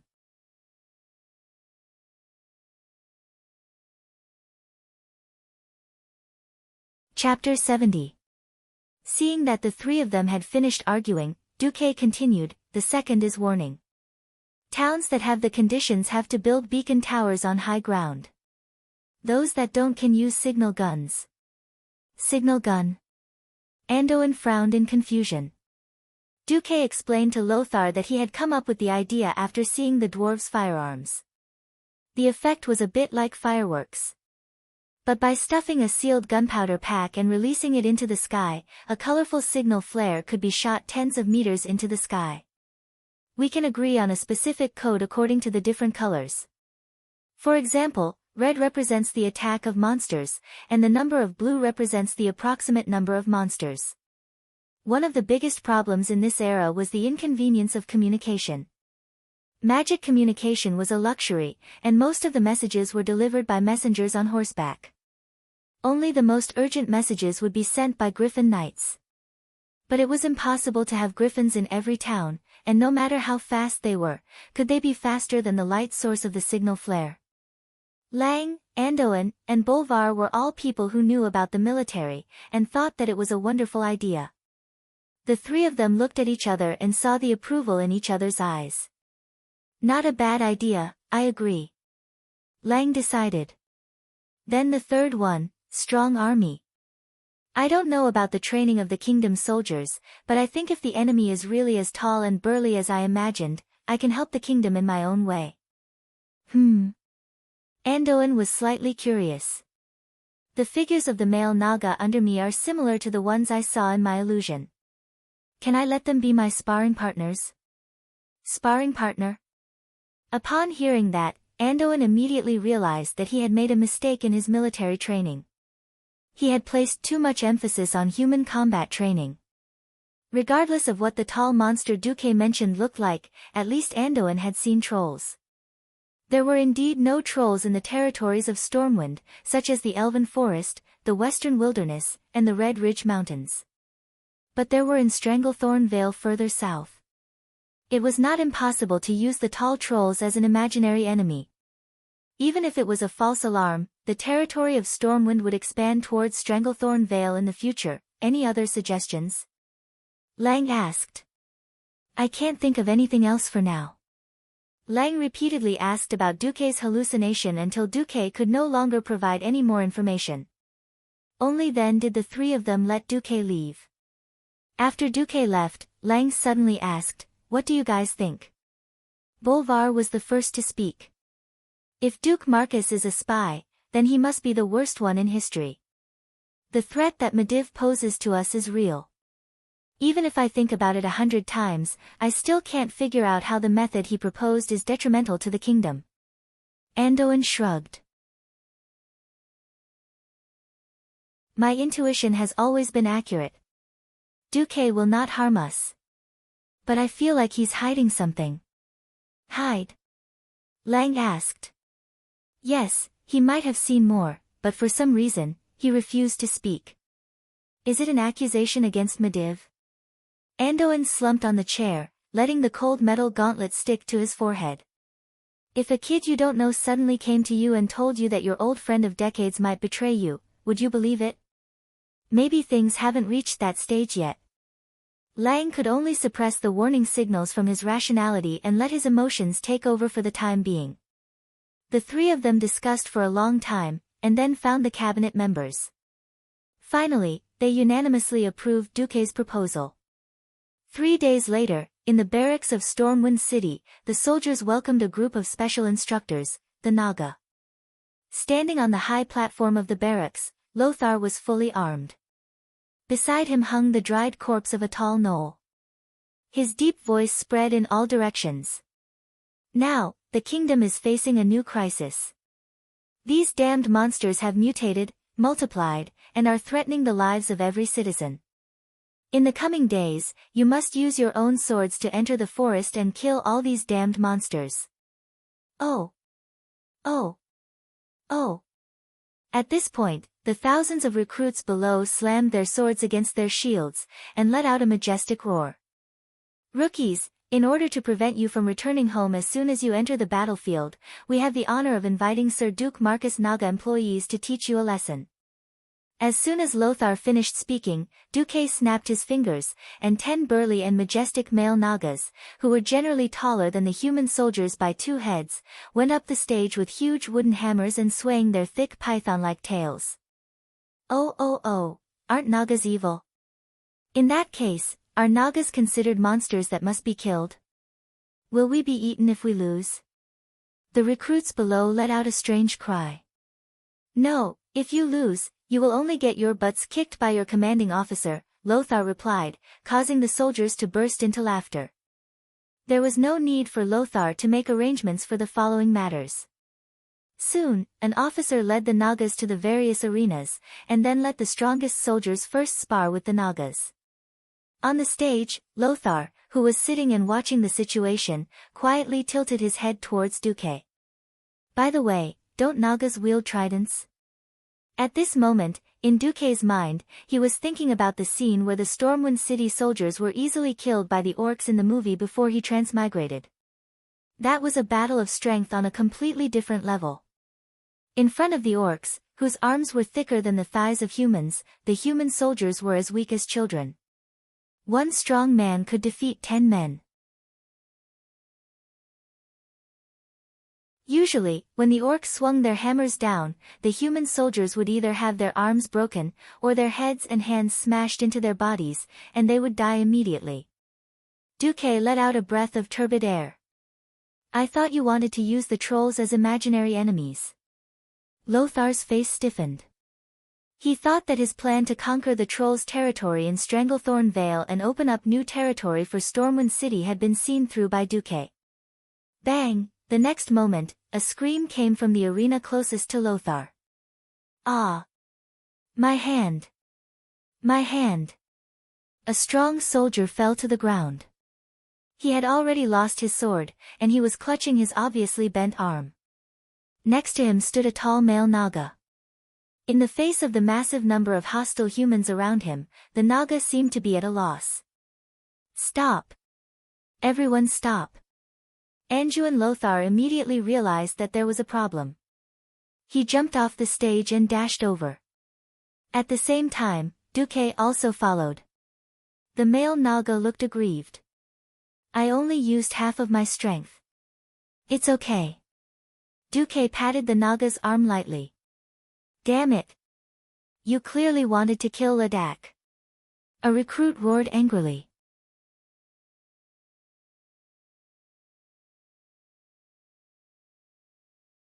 Chapter 71. Enough. Shut up, all of you. Anduin roared like a lion, and the entire place fell silent. He looked at the four extremely thick arms of the Naga, the huge body, and the big wooden mallet that was obviously used to build a house. Anduin suddenly understood a lot. Send the injured to the healing priest first. I'll go first. Lothar's reputation in the army was unparalleled. Seeing that their boss was going to test it out personally, the soldiers immediately fell silent. At this moment, Duque patted Naga's arm, and said loudly, "The one in front of you is one of the strongest human warriors. Attack with all your might, or you'll be killed. Don't say I didn't remind you." Lothar did not care about Duque's words at all, and instead grabbed a standard longsword and shield that the officer next to him handed over. He weighed them in his hands before getting into a fighting stance. "Come on. Naga, attack me like how you attacked that soldier just now." Before Naga attacked, Lothar had plenty of time to spare. Even when he saw the sinister smile on Duque's face, he did not care. He did not care when Naga swung his tail and pounced forward at high speed. He still did not care when Naga raised the sledgehammer high up. It was because Lothar had absolute confidence in his martial arts skills. It was a simple blow to the head, and the posture was not smooth. Even a farmer who chopped firewood every day could do it better than this Naga. Seeing this, a faint smile appeared on Lothar's face. His well-honed knight cultivation allowed him to raise his shield naturally. However, in the next moment, Lothar's smile stiffened. Fast. It's too fast. Under the tremendous force beyond human imagination, Naga's hammer let out a shrill howl. If it was really hit, not to mention Lothar, even the armor Lothar was wearing would turn from a tin can into a lump of iron. Lothar immediately understood that he definitely could not block it. In fact, no human could easily block such a blow with a shield. He was originally standing in a T-stance, and the good sense of distance made him jump back instantly. The whistling hammer brushed past the shield less than a finger's width. In the next second, he moved his sword forward, and the tip of the edgeless sword was already on Naga's throat. Naga's voice was a little bitter. "I lost." "No. You've done a good job." At this moment, Noxus realized that he was sweating profusely, and his inner armor was completely drenched. He was an excellent warrior and a top-notch commander. He immediately realized where the problem was. This kind of one-on-one competition had a wide space for the warriors to display their skills to their heart's content. But what about on the battlefield? In that crowded place. It was very important to maintain the formation. There were only 10 Nagas now, but if there were 100 or 1,000 Nagas swinging their hammers at the same time, it was obvious that the soldiers in the first row of the army formation would all kneel in an instant. Just imagining the scene of such a simple and violent instant kill made Noxus shudder. The soldiers around him were all cheering, but Lothar's eyes almost lost focus. In front of such a huge monster, humans seemed so weak. What to do? What should I do? What to do? Noxus was almost roaring in his heart. He really couldn't accept the fact that the soldiers he had painstakingly trained would be slaughtered like melons and vegetables in front of this monster. He suddenly saw Duque with a mysterious smile on his face. "Sir Marcus, do you have any good ideas?" Duke retorted with a question like a newbie. "You think you can't handle it? Why don't you carry it with both arms?" 2 arms. Duque's seemingly silly words opened a new window in Noxus' mind. That's right. If one arm can't carry it, why not both arms together? "Come, Naga, come again. I won't fight back this time, hammer me like you did just now." Noxus raised his shield high. This time, he pressed his 2 forearms against the shield, his legs took a bow stance, and his muscles bulged. This was a completely resistant posture. The hammer, as heavy as a mountain, came crashing down as he imagined. Boom, the wooden shield made an unbearable cracking sound, but the good workmanship of Stormwind City's craftsmen prevented the shield from breaking immediately. The tremendous force was transmitted to Noxus' arms below. For a moment, Noxus felt his arms go numb, as if his arms didn't belong to him. However, even if his chest was so stuffy that he wanted to vomit blood, he still blocked it. Noxus was happy with this new suggestion. Again, hit here this time. Noxus seemed to have mastered the trick. He let Naga carry out a sweeping attack. On the other hand, it was as if he was using his body to push against the door.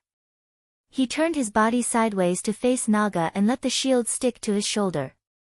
In this way, when he received a heavy blow, his entire left arm and left shoulder would receive the force together. Bang! The fierce impact almost shattered the shield, but it still managed to block it. Noxus had obviously suffered twice, but he looked like he had gained a big advantage. When Naga stopped, Noxus turned to Duque and gave him a thumbs up. "You did a great thing for Stormwind City." Duque smiled without saying anything. It was very simple, holding the shield with both hands and using his shoulders to help share the impact. It was such a routine, but it represented the experience exchanged for countless blood. In the original history, the soldiers of Stormwind City suffered a great loss due to their lack of understanding of the orcs. They subconsciously followed the training and raised their shields with one hand, trying to block and counterattack. However, they couldn't block it, and 90% of the soldiers were killed by the orcs in one move. Even if they couldn't, they would be seriously injured and killed by the second move. After losing thousands of people, they learned this move at the cost of their lives. Now, with Duque's help, Duque believed that history would definitely be rewritten. Anduin turned around and yelled at the officers below, "Did you see the two postures just now? They all practice defense and counterattack like that. Don't be afraid that your blunt swords will stab the Naga. As long as you don't stab the eyes or throat, the scales of the Naga are not as fragile as you think." After giving the instructions, Noxus walked over and asked softly, "How many Nagas do you have left that you can lend me?" 100, that's the most I have. Duque answered softly. "I want all of them." "Don't worry, I won't let anyone bully your Naga subordinates. Although I know you don't lack money, I'll pay you according to the standards of the instructors." "Thank you." "No. Lang and I are the ones who should be thanking you." "Actually, do you really not have anything to say to me or Lang?" "No." Duque shook his head decisively.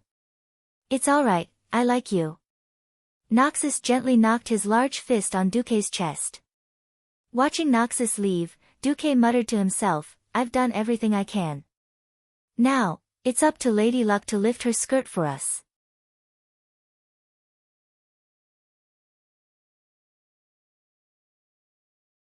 Chapter 72. There were still many things he wanted to do, but he couldn't do them.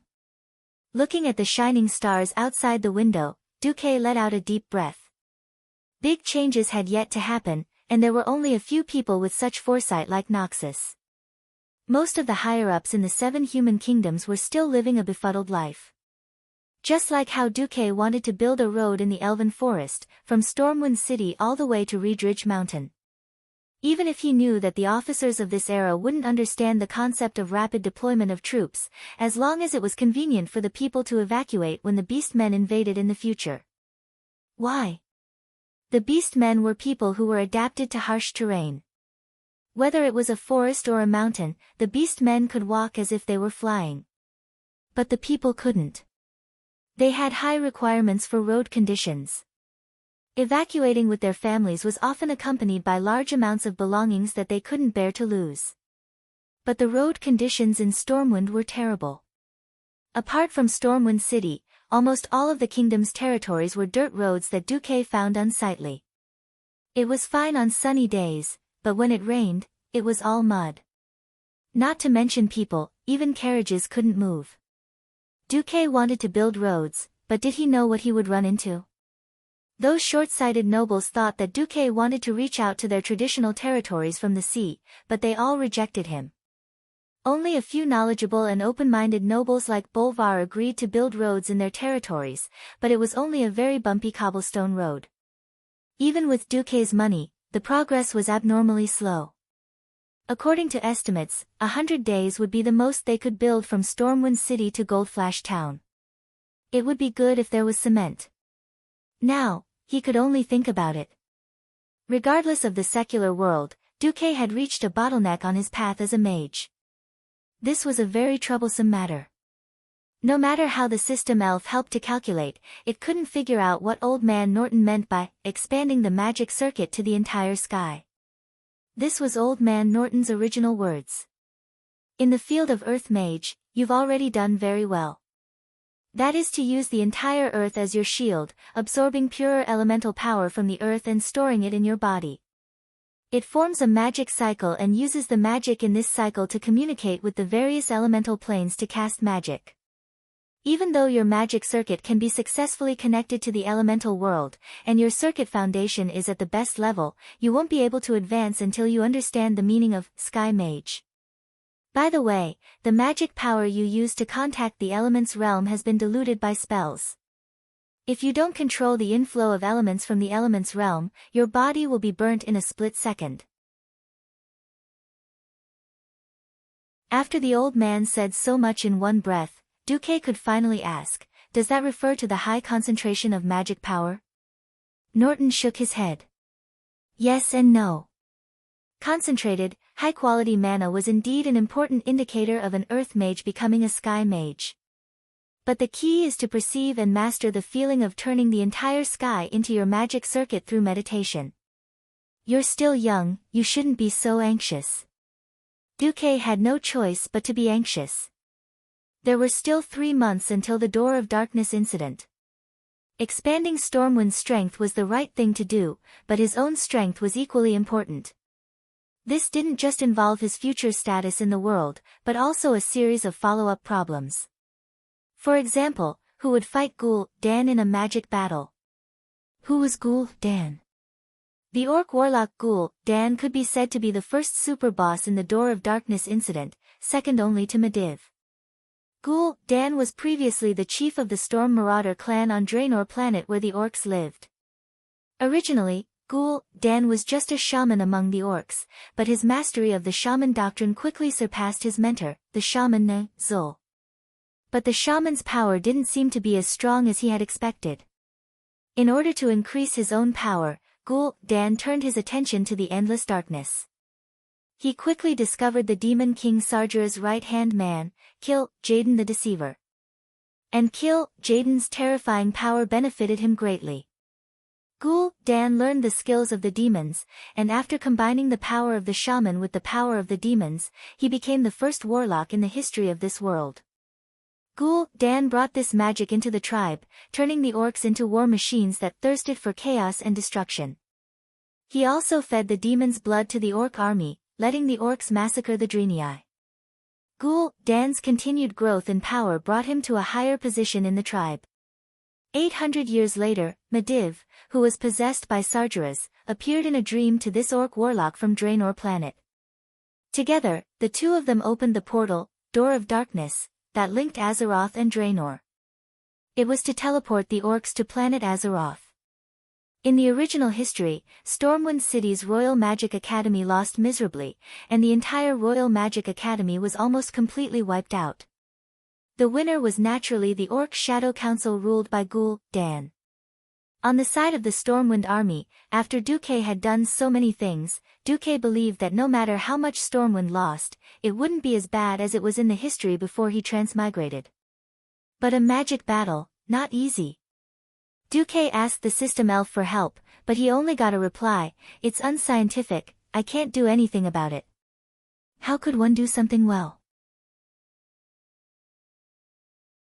First, one had to set a goal, then find a way to reach the goal, and finally put in effort, constantly making corrections, constantly solving problems before reaching the goal, and finally reaching the goal. Now, Duque knew that his goal was to become the strongest mage, but he didn't know the process to reach this goal. He lacked information. And the books of Stormwind City's Royal Magic Academy couldn't meet his needs at all. Rubbing his eyebrows, Duque whispered to himself, "Looks like I still have to rob Karazhan." Yes. Karazhan. Mediva's lair. If this world's history was still within the 80%, after the door of darkness opened, there would be a chance to raid Karazhan. As long as he got rid of the chaotic Mediv and kicked Sargeras back into the abyss, then Duque would have the chance to get Mediva's treasure. In the original history, Khadgar, the traitorous dog, after getting rid of Old Max, followed a mage organization called the Violet Eye and took away Mediva's treasure and all the precious books, sending them to the Dalajan that he was truly loyal to. The result? With the fall of the Dalajan, a large number of Mediva's magic scrolls and books were lost. Sigh, let's not think about that first. There were still 3 months left, and he couldn't waste it all. If he met a warlock who played with demonic magic, it wouldn't be good if he lost even more of his moral integrity. Duque decided to go into seclusion. You're tuning in to the Blissful Bookshelf YouTube channel.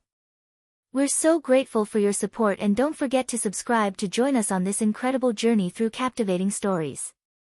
Your generosity through donations truly makes a world of difference, as it's the primary source of revenue that allows me to expand and enhance this channel for you.